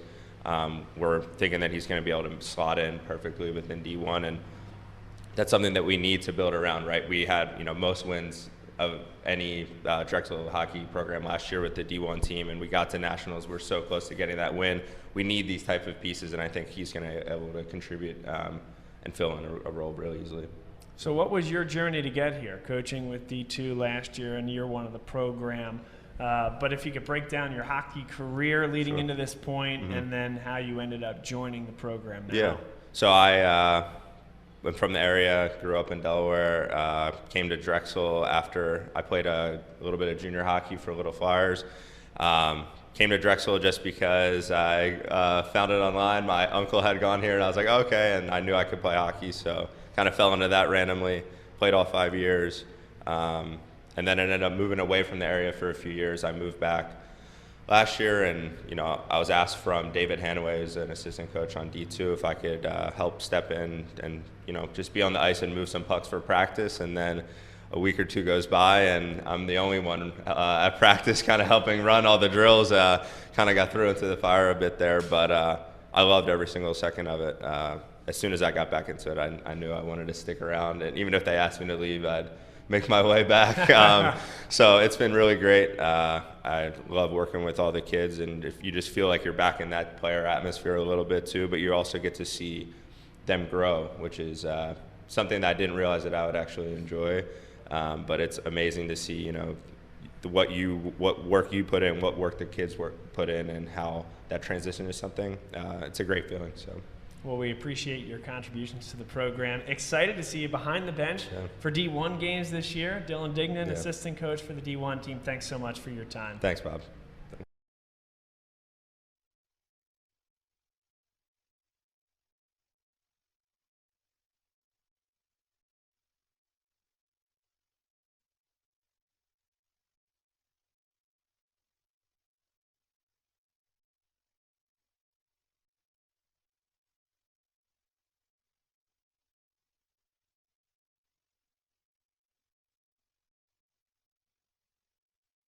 Back, it's Intermission here on the Drexel Hockey Network, and we have the captain, Mike Churchvara, here with us. Mike, welcome, and thanks for spending some time with us here. Thank you for having me on. It's really nice to be here again. It's been a while. Absolutely. Yes, it has been, but happy that it's hockey season again. All is right with the world. Definitely. All is right. I know what to do now. Yep. I'm okay. So what you have to do this year is take over for a captain in Dylan Hart, who was a tremendous ambassador for the program, a good face internally and externally for everything that the program stands for. Right. What personal responsibility do you take there, and how do you look forward to executing upon everything you need to do on and off the ice? Well, I was also a roommate with Dylan for 3 years, so I had a lot of knowledge of how he carried himself on and off the ice, how he talked to the coaches and things of that sort. So it's a matter of taking what I know and who I am and how I've grown over 5 years now at Drexel, and just applying that next step. Just being a good teammate, being a good leader, setting a good example for everybody. And then the outreach too. Now that we have 2 teams, a lot of responsibility comes on our shoulders here. So just want to take that next step, make sure everything's running smoothly. The program has a good face. And then for this year, a lot of expectations, of course. You guys had a great year last year, best in program history. Talked to Nathan about it. He said that third period against Oklahoma was one of the best that you guys played all year, and I would concur with that. How do you build upon that going into this year, and what is a realistic expectation after everything you guys accomplished last year? I think we all know that next step is winning a game at Nationals. 3 straight years we've gone to Nationals, and 3 straight years we've lost that first game. I think we've built each year to the point where last year we were a goal away. We were actually a crossbar away with Eugene scoring that goal to tie it to send it to overtime. This goal right now is to win our league, get back to Dallas, and win that game. I think we can do it with the team that we have. We're a stronger group before, a little bit more mature. I think I'm excited. It's going to be so great. And how have the coaches continued that communication? I'm sure a lot of this is within the dressing room itself and you guys holding yourselves to that standard, but how also have the coaches communicated how last year is going to transcend into your goals for this year? Every time that we get on the ice, they make it clear what our goals are. Part of having good leadership in these coaches is setting these goals and then breaking them down so we can take it step by step. And they've been doing that for forever now, but this year specifically, it's do what we need to do right now in minicamp and training camp to move forward, take that next step, start the season well, keep that ball rolling all the way to Dallas, and then we're gonna win that game. That's good stuff. I ask every player this question, but any games that you have circled this year, whether personally or as a team, on the calendar? Ooh, Navy, obviously, because I'm very mad about how the playoffs went last year. I think we didn't have our best showing, and we kind of embarrassed ourselves a little bit there. And personally, I love playing NYU just because the attitudes, the different clash that we have of schools, it always makes for a good game, and they're a really tough program. They're a good team, but it's nice to have those. Yeah, I happen to remember that you guys don't particularly, not that you don't care for NYU, but that you enjoy putting up your best effort against them. We definitely enjoy taking it to them. All right, so maybe this is one that I can only ask a captain. I don't know, maybe I'll feel like I'll want to ask this later after I hear your response to this, but how are your impressions? For this team? Do you do good impressions? If I ask you for a Kyle Zoldi-ism in practice or in a game, maybe when he's a little bit hot under the collar, what would something like that sound like? I definitely don't think that I can do a Kyle Zoldi impression that's going to be PG-13, especially for the intermission locker rooms where it gets a little heated. I could do a Derek impression. Okay, I'll take it. I'll take anything I can get. Okay, so coaches come in, they say their words, Derek. Let's go get him, boys. And then the next one would be 2 laps left. No, that's Derek for you. It goes off what Runk was saying. He's not a big talker, but he's a good character on the ice, too. That's great. Yeah. That's great. Well, hey, we're really looking forward to the season and watching you grow into your role as captain, and certainly appreciate your time with us and appreciate all you do for the program. Well, thank you for saying that. I'm super excited for the year. It's going to be a good one. Good. Thanks, Mike. Appreciate it.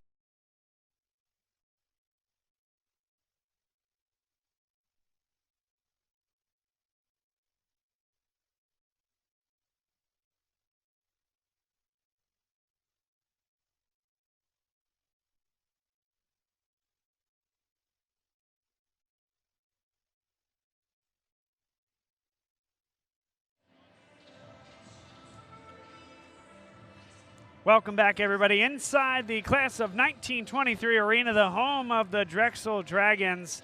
And today's game is brought to you by Drexel University's LeBeau College of Business.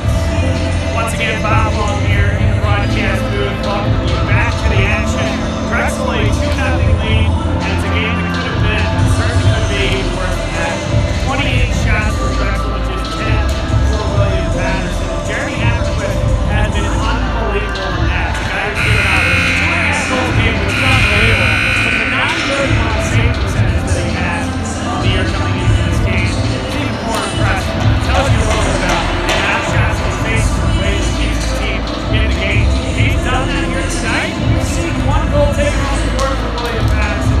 That really a momentum shifter in this hockey game here this evening. Is there momentum shifts to come? Can William Paterson find a way to put a goal on the board early on and really make this one contest? 2 goals? Well, most dangerously not, right? For a reason. So, long way to go. Huge ECHA game. Both teams right in the top of the standings. Both teams with Nationals dreams. You would think a little bit more for William Paterson on the line. It's tough to see them losing this game and winning the ECHA. So, do or die on the road against Drexel, who represented the ECHA at Nationals each the last 3 years. Will they have the answers? Will Jeremy Wick continue a clean sheet here this evening? Let's find out as we take you now to the ice.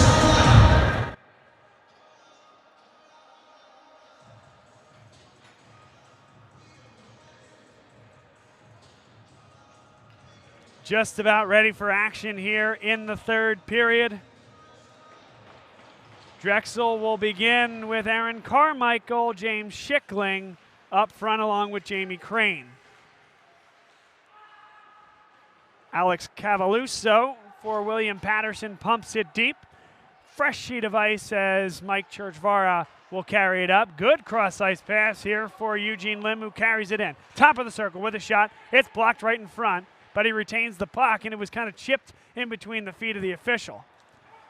Now Cavaluso, one-on-one, a second man joining the fight, taken off the puck well by Aaron Carmichael. Carmichael now, end-to-end we go, 3-on-2 for Drexel.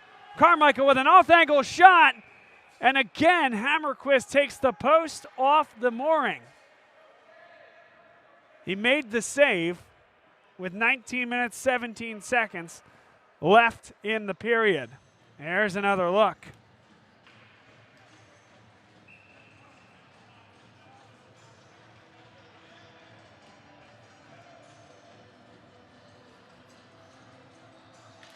Face-off won by Drexel, fed back to the slot. Churchvar, that one didn't get there.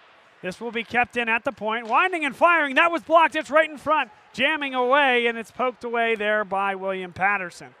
Excellent tip there by Drexel as that puck changed direction right in front. Now Wick has to get down as that puck was sent right back in front. Nervy moments there for Drexel. Played through the middle, Jared Ortiz is in there. Ortiz carries across the red line and into the zone. Taken down. Churchvara winds, fires, comes all the way through, and Hammerquist makes the save.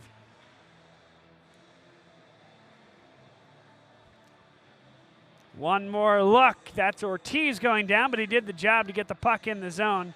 Played back to Churchvara, and he one-times it. There it comes in on Hammerquist.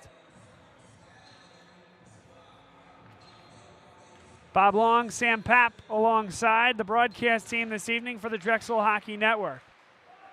That one comes all the way in off a deflection from Jared Ortiz and forces Hammerquist to make a nice save. Cameron Neely loses the puck, and now carrying it is Scott Huber. The powerful offensive-minded defenseman with a toe drag leaves off for his teammate McMillian, a save, and it's pad there by Jeremy Wick. Another one pad saved by Wick. Dropping in front, and Wick got a stick on that one to push it forward.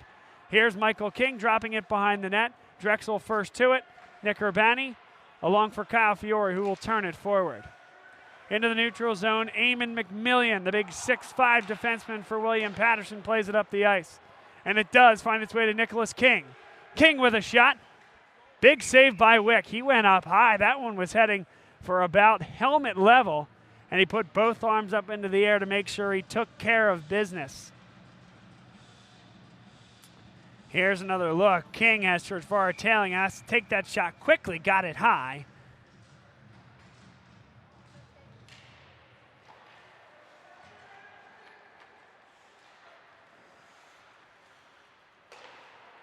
Into the neutral zone, and now William Paterson wraps it along the sideboards, fighting for possession.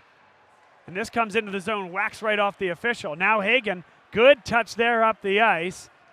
Jamie Crane in there on the race, but first to it is Braden Plone for William Paterson. Plone, it gets there, it rolls over his stick, off angle, and sent off the backside of the cage. Aaron Carmichael is mixing it up. Now right in front for Hagan. Make that Zane Reynolds, who got in the mix, not Carmichael, 9 instead of 8. A long pass for Crane. That shot goes just high. Good pass there from Hagan. Kurzenabe, he'll try it again. That one got through, and they jam at it in front. Dropping on it is Hammerquist, and you guessed it, the post came off the mooring, and now they have some extracurriculars.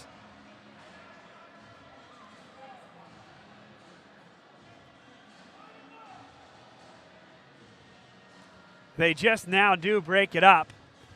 34 registered shots for Drexel, 11 for William Paterson, 17 minutes, 2 seconds to play in the third period. A 2-0 lead for Drexel.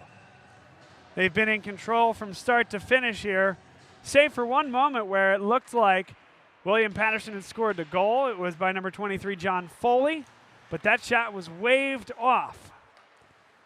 And it remained 1-0 at the time. Drexel shortly thereafter scored. Now a 2-on-2. Castura feeds off a shot. Saved there. And boy, oh boy, not the best from Hammerquist. This time he does make the catch and holds on to it.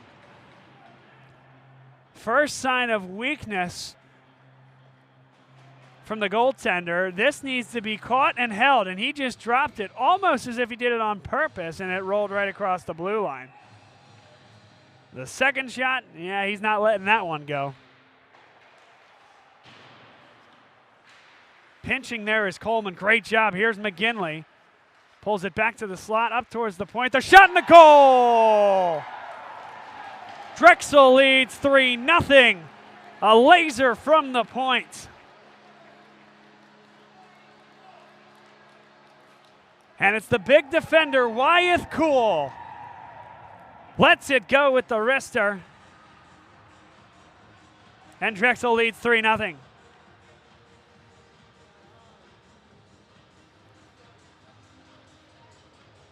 "16 minutes, 30 seconds to play.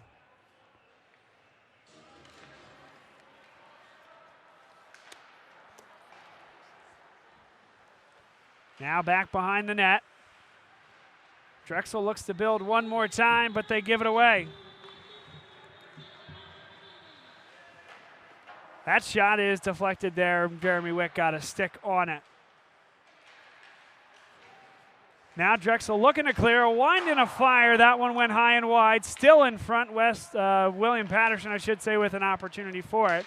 But it's cleared away by Drexel. Now a good pass across the ice. Comes to the stick of Carmichael. Chopped away from him. Weller is there now. And Weller has it taken away from him by Scott Huber.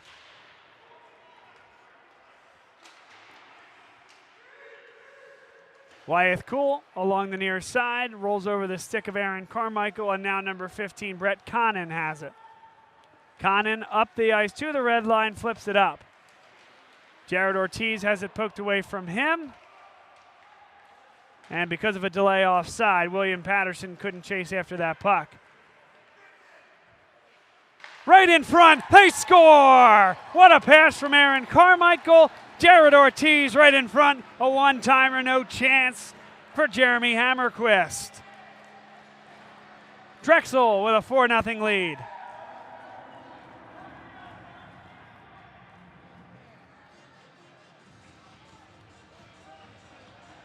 Beautifully done from Aaron Carmichael.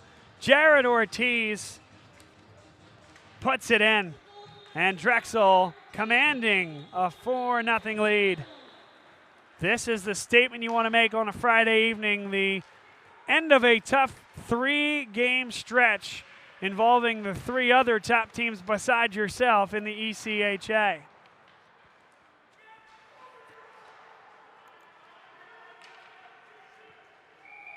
Icing is called. It'll come back the other direction.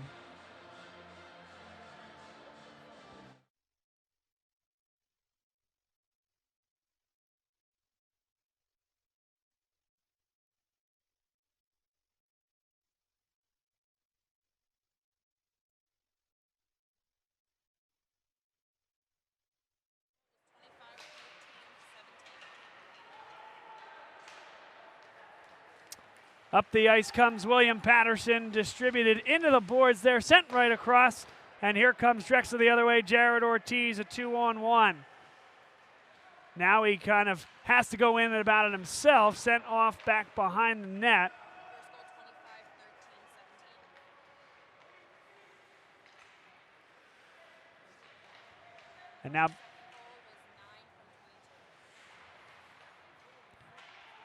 And now it's turned over here by William Paterson. Christopher Hagan up the ice, sent across. A one-time shot by Kurzenave. It's saved there. 14:07 to play. Big save there by Hammerquist to keep it from getting worse. Flipped up at the red line.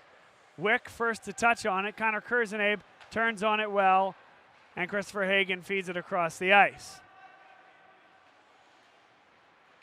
Zane Reynolds feeds it back. Tyler Black turns on it. To the backhand he comes into the slot. Good pass to lift that across for Wyeth Cool.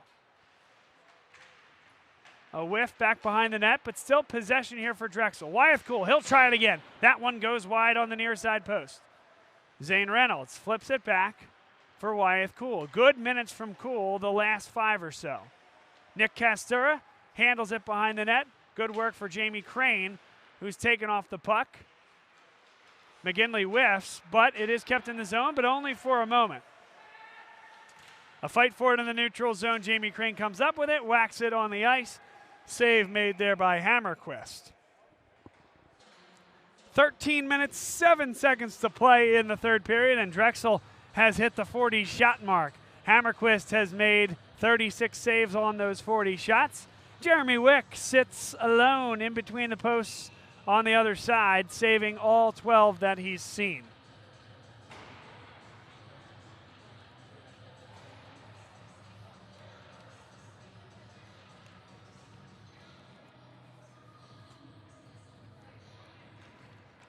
Face-off one to Castura. Castura tries to play to McGinley, who whacks the puck out of the zone.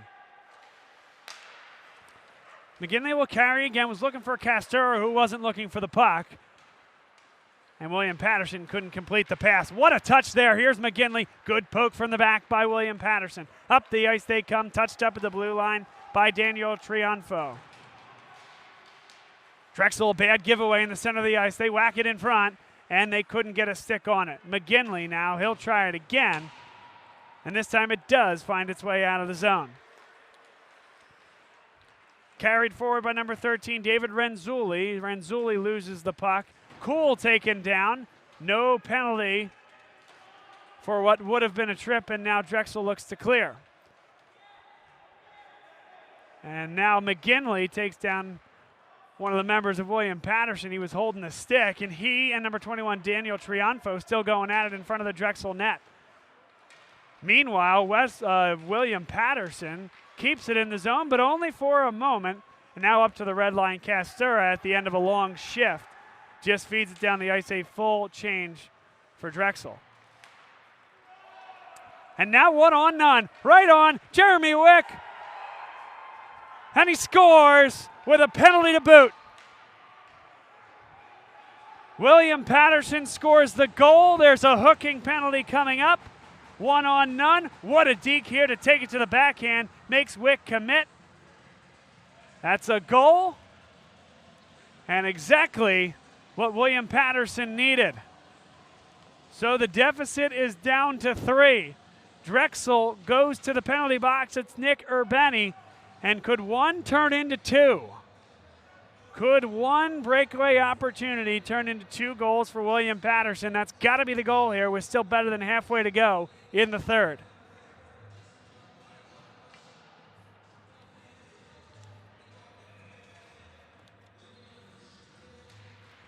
Remember, that was as Drexel was getting a line change. Castura fed the puck down the ice.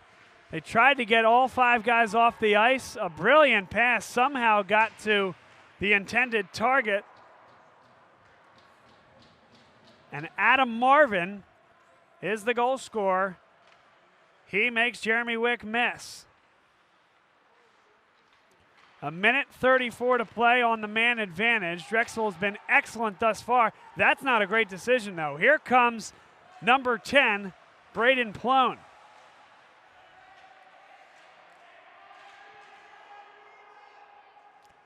Referees imploring them to move the puck along the near side. Good job by Drexel to get possession, and calmly sent down the ice by Mike Churchvara.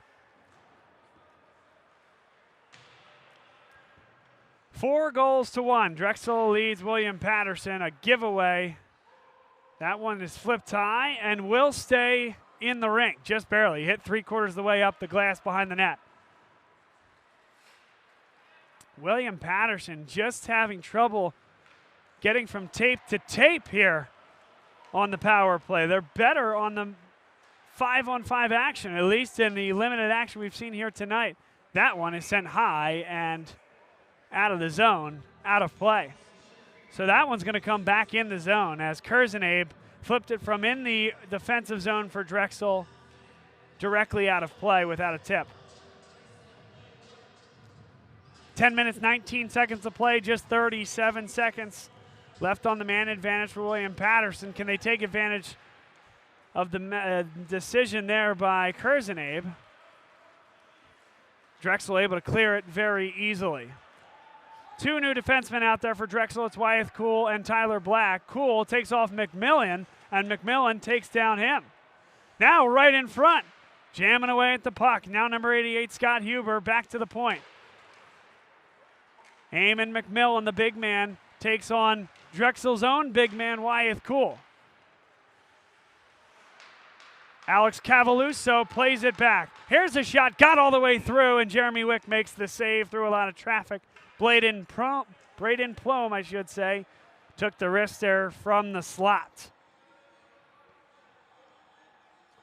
Pretty good pass there, took the puck off the ice. Plone threw a big-time screen, and Wick makes a nice save. And with that, Drexel has returned to 5-on-5. They've successfully killed every power play opportunity that William Paterson has had here tonight.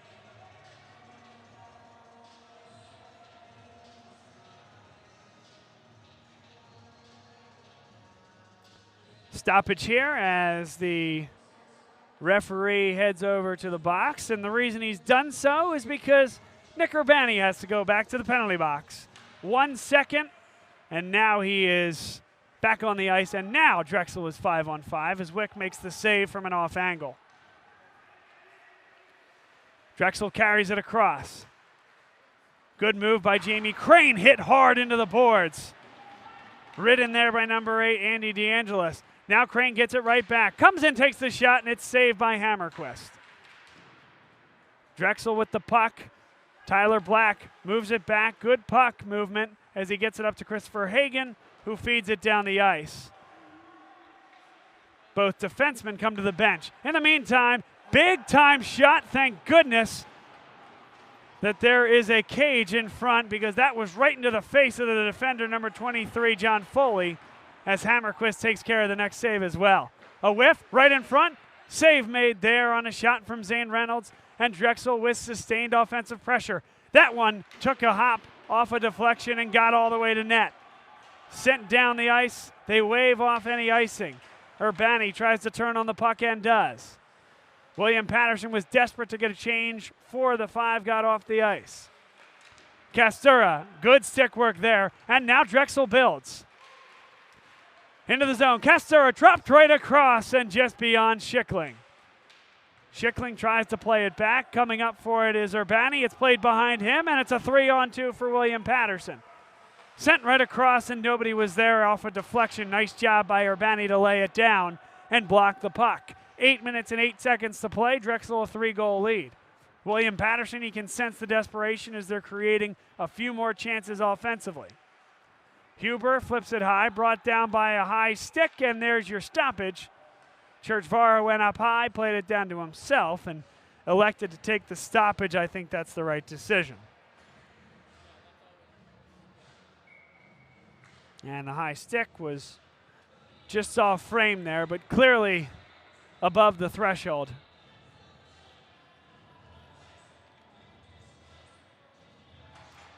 Seven minutes, 53 seconds to play in the third period. This would be a big one for Drexel. They'd go through the gauntlet of the top three teams besides themselves in this division in the ECHA, and they do it in a 2-1 clip. The only loss coming on the road to Navy. Now a shot from Huber. He got nothing on that one. Almost like he gave up on the play. And I must say, excellent song selection by the folks here and the Drexel managers. A little Space Jam bringing us home. There's another look at that shot from Huber. Again, didn't get anything on it. Space Jam is my generation. One of the greatest movies of all time, says a guy that was about a 10-year-old kid when that thing came out. Maybe. I'm guessing on that date. Don't fact check me on it. 7:17 to play and offside for Drexel. 3-goal lead.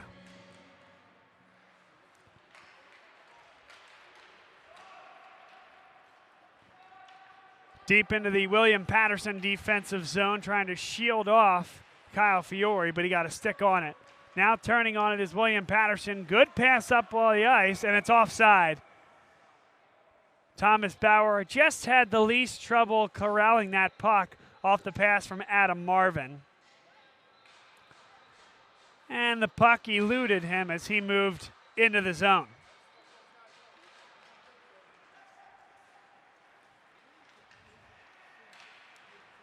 Possession here for Cameron Neely as he plays it across. Kyle Fiore, that one a little bit hot for Jared Ortiz to corral. Kept in there by Cameron Neely. Neely turns back on it, but a nice job there by Andy DeAngelis to make life difficult, and they jam away back at behind the net. Will this one get to Kersnabe? It will. A one-timer is deflected by Ortiz and goes up into the netting. Stoppage with 6 minutes and 30 seconds to play. The shots show 42 for Drexel, 15 for William Paterson, and the game has followed suit. Drexel's had possession. They've had the offensive opportunities. And they've punched it in 4 times against Jeremy Hammerquist. Shot comes all the way through, saved by Hammerquist, and we'll do it again from this very same dot.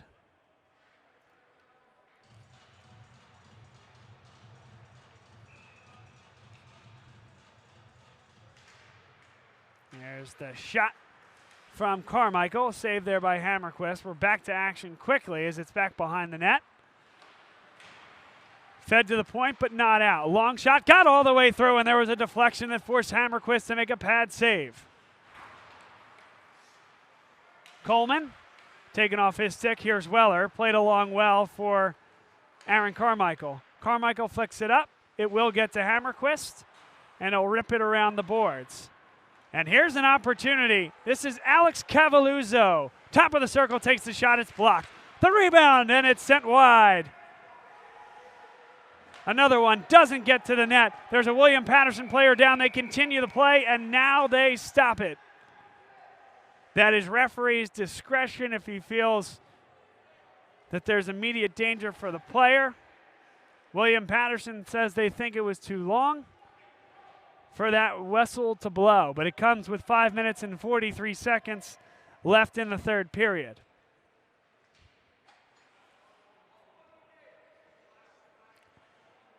Trainer for Drexel will come and take a look. Hopefully everything is okay there. Still don't have a number.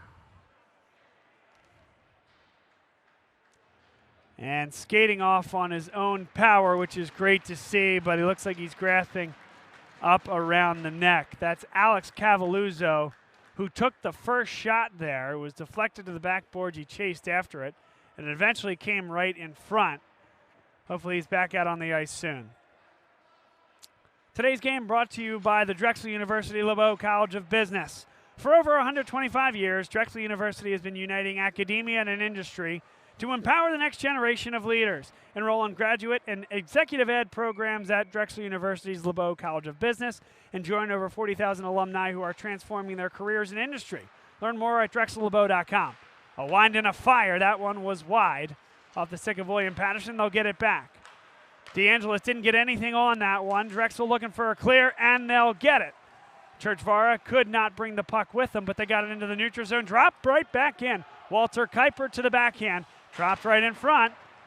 From the top of the circle, a wind and a fire, and it's blocked in front. One more effort here from James Hunt. A shot doesn't get all the way through, and it's fired all the way down the ice. Not icing as Aaron Carmichael was called for a penalty on that last play that resulted in Cavalluzzo heading to the bench. Good move there. Hunt taken off the puck by James Schickling. A backhand doesn't get it out. Shot was deflected, forced Jeremy Wick to make the save. 1:03 to play on this power play. Here's a shot. Wick makes the save. It goes well high and all the way over the netting and out of play. 56 seconds to play on this power play. 4 minutes and 39 seconds left in regulation.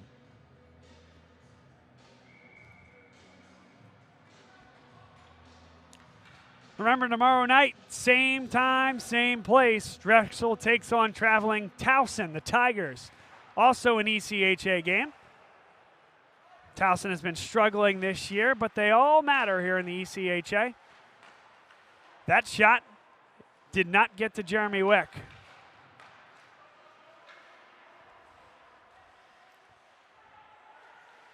Now that pass came off angle. There's some miscommunication. Braden Plone for William Paterson with a shot. Comes right to the skate of Drexel.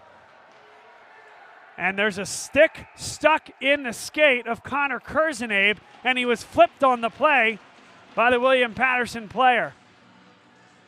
One more look. Comes right into the stick. Makes the play. And a clear tripping is going to send William Paterson's number 2, Eamon McMillian, to the box. Frankly, it's just good to see Kurzenabe come off the ice feeling okay. He was a little gimpy coming up after he was taken down. 4-on-4 hockey for the next 24 seconds. 4 minutes and 7 seconds left in the third period. Drexel with a comfortable cushion, and they'll get about 1:36 of a man advantage. We're trying to keep William Paterson off the board and retain this 3-goal cushion, as we're now under 4 minutes to play here from the class of 1923 arena. Corralled by Urbani, nudged into the sideboards. Nicholas King comes up with it, giveaway in a tough spot. Here's Kyle Weller. Weller to the backhand with a shot. It's still in front, and a penalty is called. 3 minutes and 34 seconds left in the game. It was 5-on-4 when that shot was taken. It will now be 5-on-3 for Drexel as the penalty goes to Nicholas King on the slash.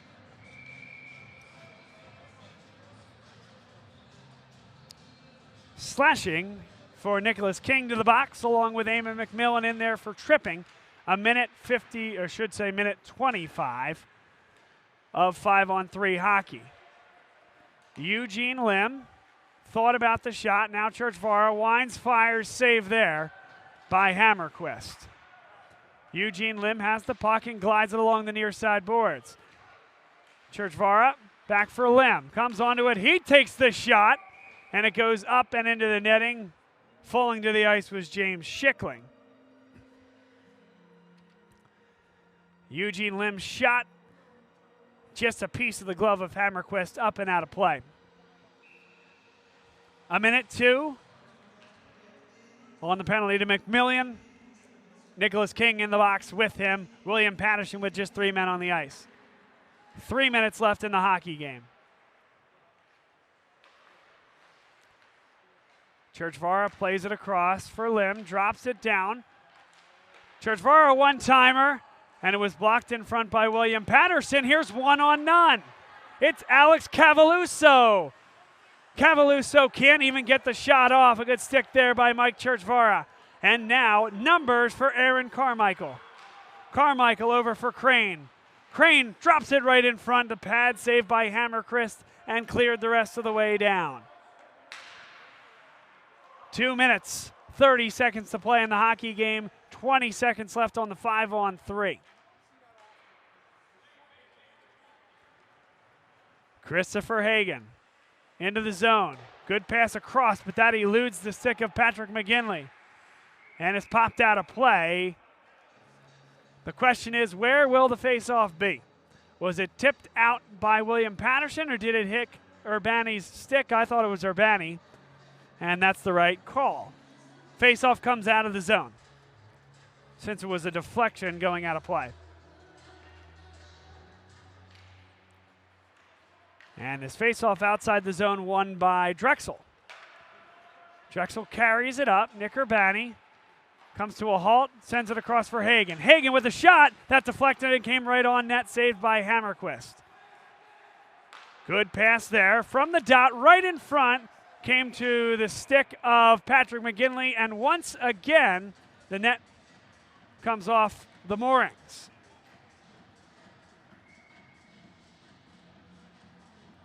And once again, nobody in the area. So Hammerquist, I count 4, maybe 5 times that he's taken the net off its moorings all by himself. By contrast, Jeremy Quick has done it 0 times. They score! Drexel on a dirty goal on the follow. The initial shot from Nick Urbani and followed home. Give another one to Zane Reynolds. That's his second of the night.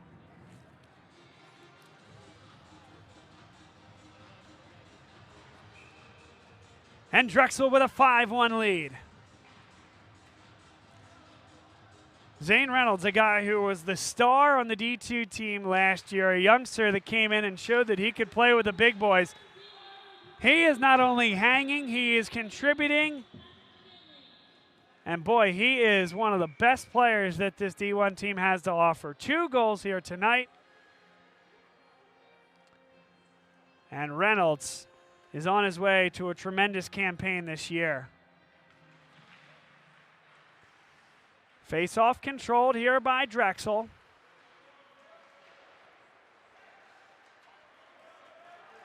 And here comes Jared Ortiz. Ortiz taken down hard. There's nothing there as he lost his stick and hit his backside on the ice.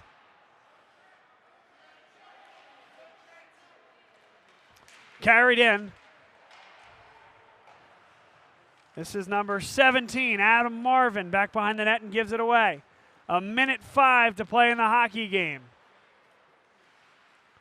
Fiore over skates it.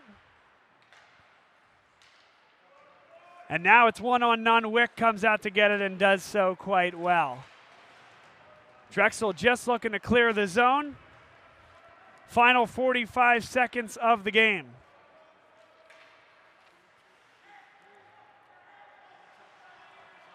Drexel will hold the puck down the ice.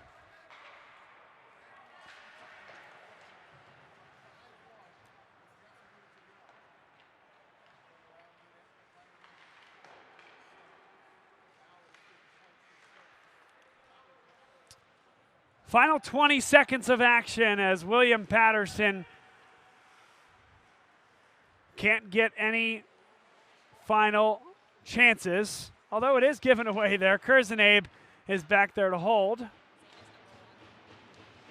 Final 4 seconds of this. Drexel's going to win the hockey game, 5-1 behind 47 shots that beat Hammerquist 5 times. An impressive overall effort from this team. A lot of puck possession, a lot of control of the hockey game.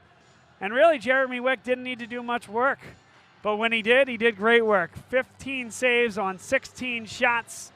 They mob Jeremy Wick as they head to shake hands with William Paterson. They'll see this team again. It's a talented hockey team. You see the speed out there.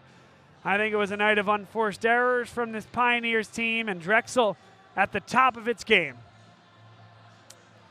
The Dragons finish a tough 3-game streak. A loss to Navy on the road, a win against Westchester, 3-1 last Saturday evening, and now tonight, a 5-1 win against William Paterson. We'll return here tomorrow night as Drexel completes the homestand for the weekend against Towson. Towson comes to town by way of Maryland, seeking to turn their season around, and Drexel looks to keep it rolling, as it looks to be now a 3-horse race in the ECHA. This is the 4th loss of the season in the league in regulation for William Paterson. Drexel has just the 1, Westchester has just the 1, and Navy has an overtime loss to William Paterson. So those 3 teams will be keeping an eye on them for the rest of the year. Only one gets the automatic bid to nationals, and Drexel looking to do it for the 4th year in a row. What a great effort from this team. Stay with us as we will have interviews coming up with the players and a coach in about 10 minutes here on the Drexel Hockey Network. Tonight's game has been brought to you by Drexel University's LeBeau College of Business. As I mentioned, hang with us, and we'll be back with interviews coming up in about 10 minutes.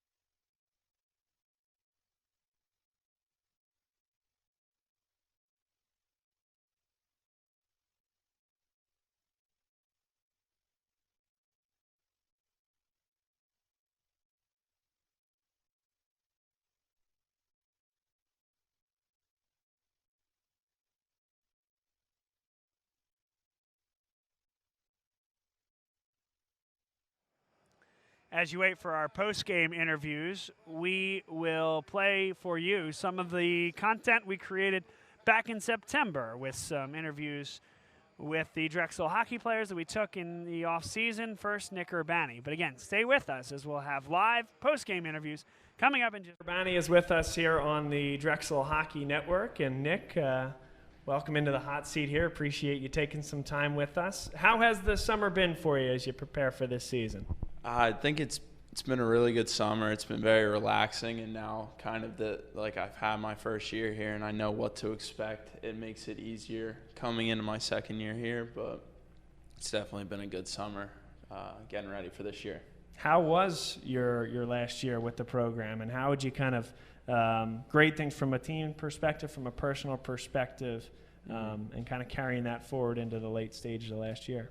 Yeah, I mean, last year it was probably at first it was a bit of an eye-opening experience coming from high school and coming to college hockey, but it was definitely an awesome year. A lot of fun with the guys, great group of guys that we have here, and just coming in and being accepted, not quite accepted, but like brought into the locker room so quickly with all the older guys was definitely awesome. I think we had 3 rookies on the team, 3 freshmen. I think all of us would say that the older leadership definitely brought us in and made us feel very welcome and part of the family very quickly. So you're already somewhat of a young veteran given the experience and the time that you logged on the ice last year. So how do you kind of balance that now. You have a lot of other young folks that have come up. Maybe they played last year at the D2 level. Maybe they're coming in and just going right to D1. How do you see your role there from a mentorship perspective and bringing some of those young guys along? Mm-hmm. Yeah, I mean, with coming in and going through that last year, I definitely feel a responsibility that with like a lot of the young guys, especially defensemen, just to like help them along, and any advice I can give them at all, whether it's like off the ice or on the ice, things I would do, or just like how to help them and make their lives easier. Just the same that I received last year from older guys. Anything I can help them with is definitely, I'm always here to ask questions or helping them as much as I can. Just makes the team better and helps them make that transition easier. So part of playing hockey at this level is that you're traveling all over the place for some of these games and spending a lot of time with the guys.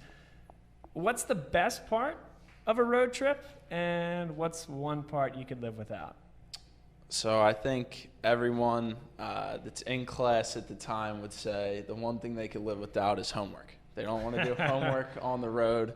It's not a lot of fun. But I would say the best part is just being around the guys. And when you're on campus playing home games, yes, we're all hanging out and we're all spending time together. But when we're on the road in the hotel, you really are all together at all times. And I would say hanging out with everyone is definitely the best part. That's great. That's great. All right, in your time here at Drexel, what is the funniest thing that any coach has ever said? And could you pinpoint it, and then what was it?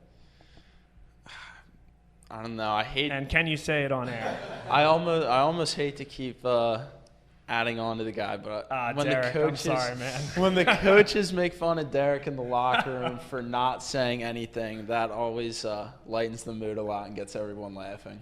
Derek, we're gonna need more out of you this year, man. I tell you, it's almost unanimous. That's great. That's great. And so, last question for you. This year, the goal, everybody is talking about it: win a game at nationals. How do you guys do that? What step do you need to take, or what's the difference this year?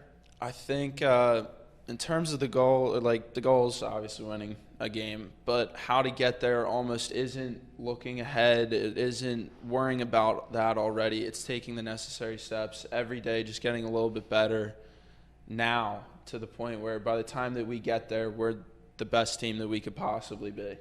And I think it's just taking it day by day to get there and not looking ahead. Good stuff. We'll be following along. Thanks for being on with us, and best of luck this year. Thank you.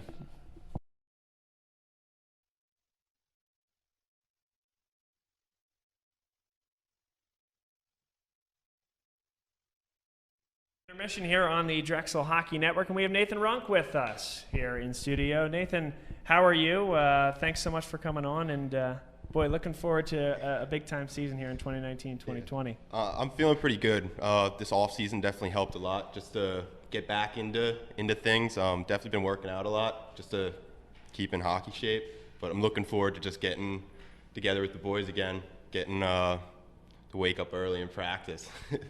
Looking forward to that. Yeah, we're sitting here at tryouts, I guess this technically is.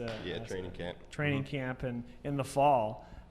Break us down, if you could, what this time frame means. Obviously, you guys are just getting back together after the summer.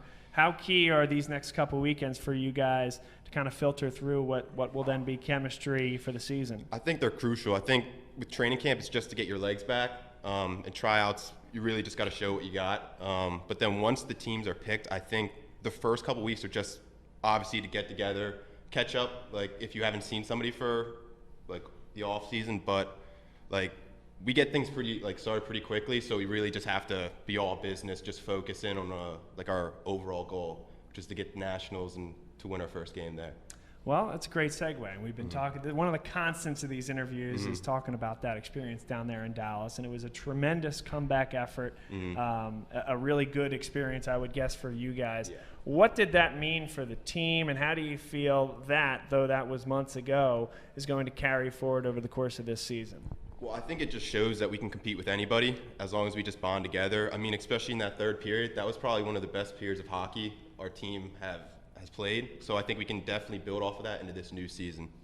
That's great. No, that's great. And so for you then as well, continuing to step up into a role with the departures of some of the seniors last year, including Dylan, who was, a tremendous player, and Jim, who kind of anchored that backside there. What does the role look like for you, but then also some of the other younger guys that are stepping up into veteran roles now?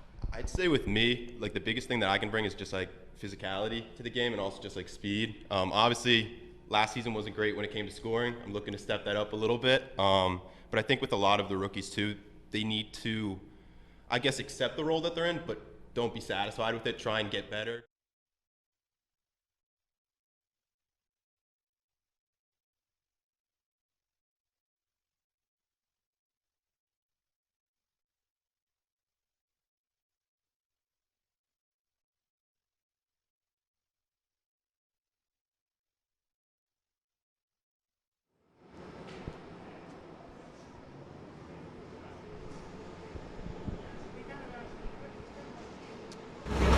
And welcome back inside the Drexel Hockey Network. Actually, just 1 second here.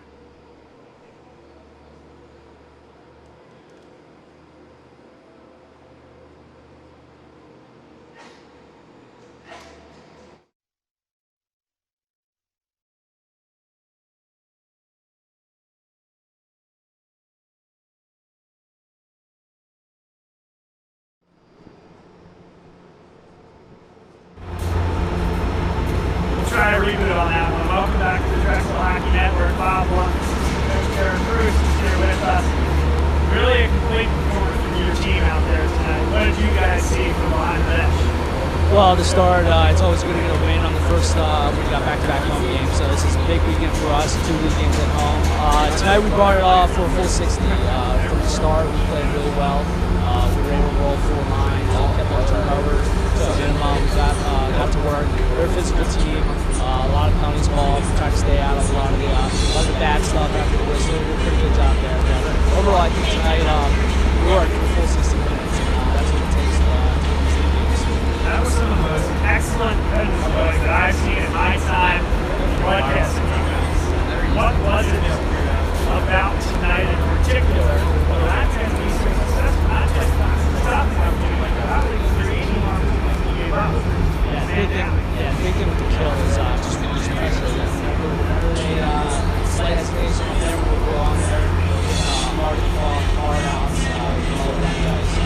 Kill the last game of the special, so we tried to get the shot out block. Certainly a big 2-game stretch this weekend. House coming down tomorrow, but let's talk about the response of this team. 2 home games after the tough loss to Navy. How do you feel that they acquitted themselves, both in Westchester and William Paterson tonight? 2 teams that are figured to be in this thing as the year goes on. Yeah, definitely. We knew going into the game that we had 6 people on the game to help us. So obviously started off on the wrong foot, but climbed back against Westchester and did take care of business tonight. And we got 6 games to move on. Biggest thing that stood out to you tonight? Biggest thing that stood out to me, I think that all 4 lines, they all contributed tonight. Whether it was 4-time with the kill or I'm just doing a job getting pucks deep, taking offense. It felt like all 12 forwards looking hard tonight. Congratulations on the win. It was a good one. Thanks for spending a little bit of time with us up here. We'll get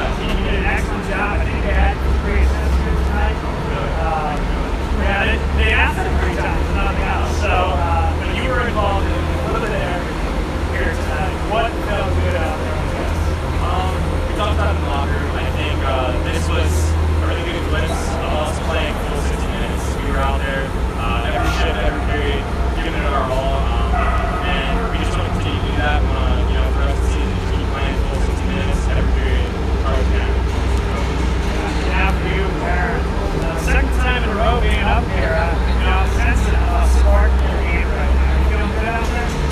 Some would say I'm getting hot right now. Not me, but some would say that. And feeling pretty good. Tough game to play today. Not a lot of off for the game, but it's good that we were able to get a pretty commanding win. Now for the thing, really a tremendous effort there. You're in the mix all the time in front of the net. I'm very impressed up here watching you. A deserved first star of the game. What felt good for you out there this evening? Just trying to get my body in the right places. Change up the lines a little bit. Axe, getting a great feed in front of the net. In the second time, both of us efficient rebounds. I was the right place, right time, I guess. But I didn't treat that to guys who aren't making this. Listen, it's a continuity type thing. 40-some shots here tonight. The upper 40 by the time you're all said and done. How are you able to create that much momentum, puck possession, and then that leads to chances? I think, honestly, it just starts with getting our swagger back a little bit. I think we got caught off guard a little in the Navy game. We know we're a great team. We know we can dominate night in, night out. And I think we just stick to it and play hard and shit. Nice to see you out there. Nice to give Jeremy Wicks something on off night, a little bit of a lighter night in net. What he's been able to do this year, certainly played well. You guys really controlled things in that final third. Yeah, definitely. Wicker's been amazing for us. I think every game he's just been a stone wall out there, and that's what we needed. Glad to take a little pressure off him tonight. We love just getting pucks deep, grinding out the corners. Keep it in there as long as possible. So now, Aaron, tomorrow night, Paterson comes to town, and really you're coming off a 3-game stretch where you're playing beside yourselves, arguably three of the best teams in the league. How do you refocus for tomorrow night's game with Paterson's team that's been struggling this year?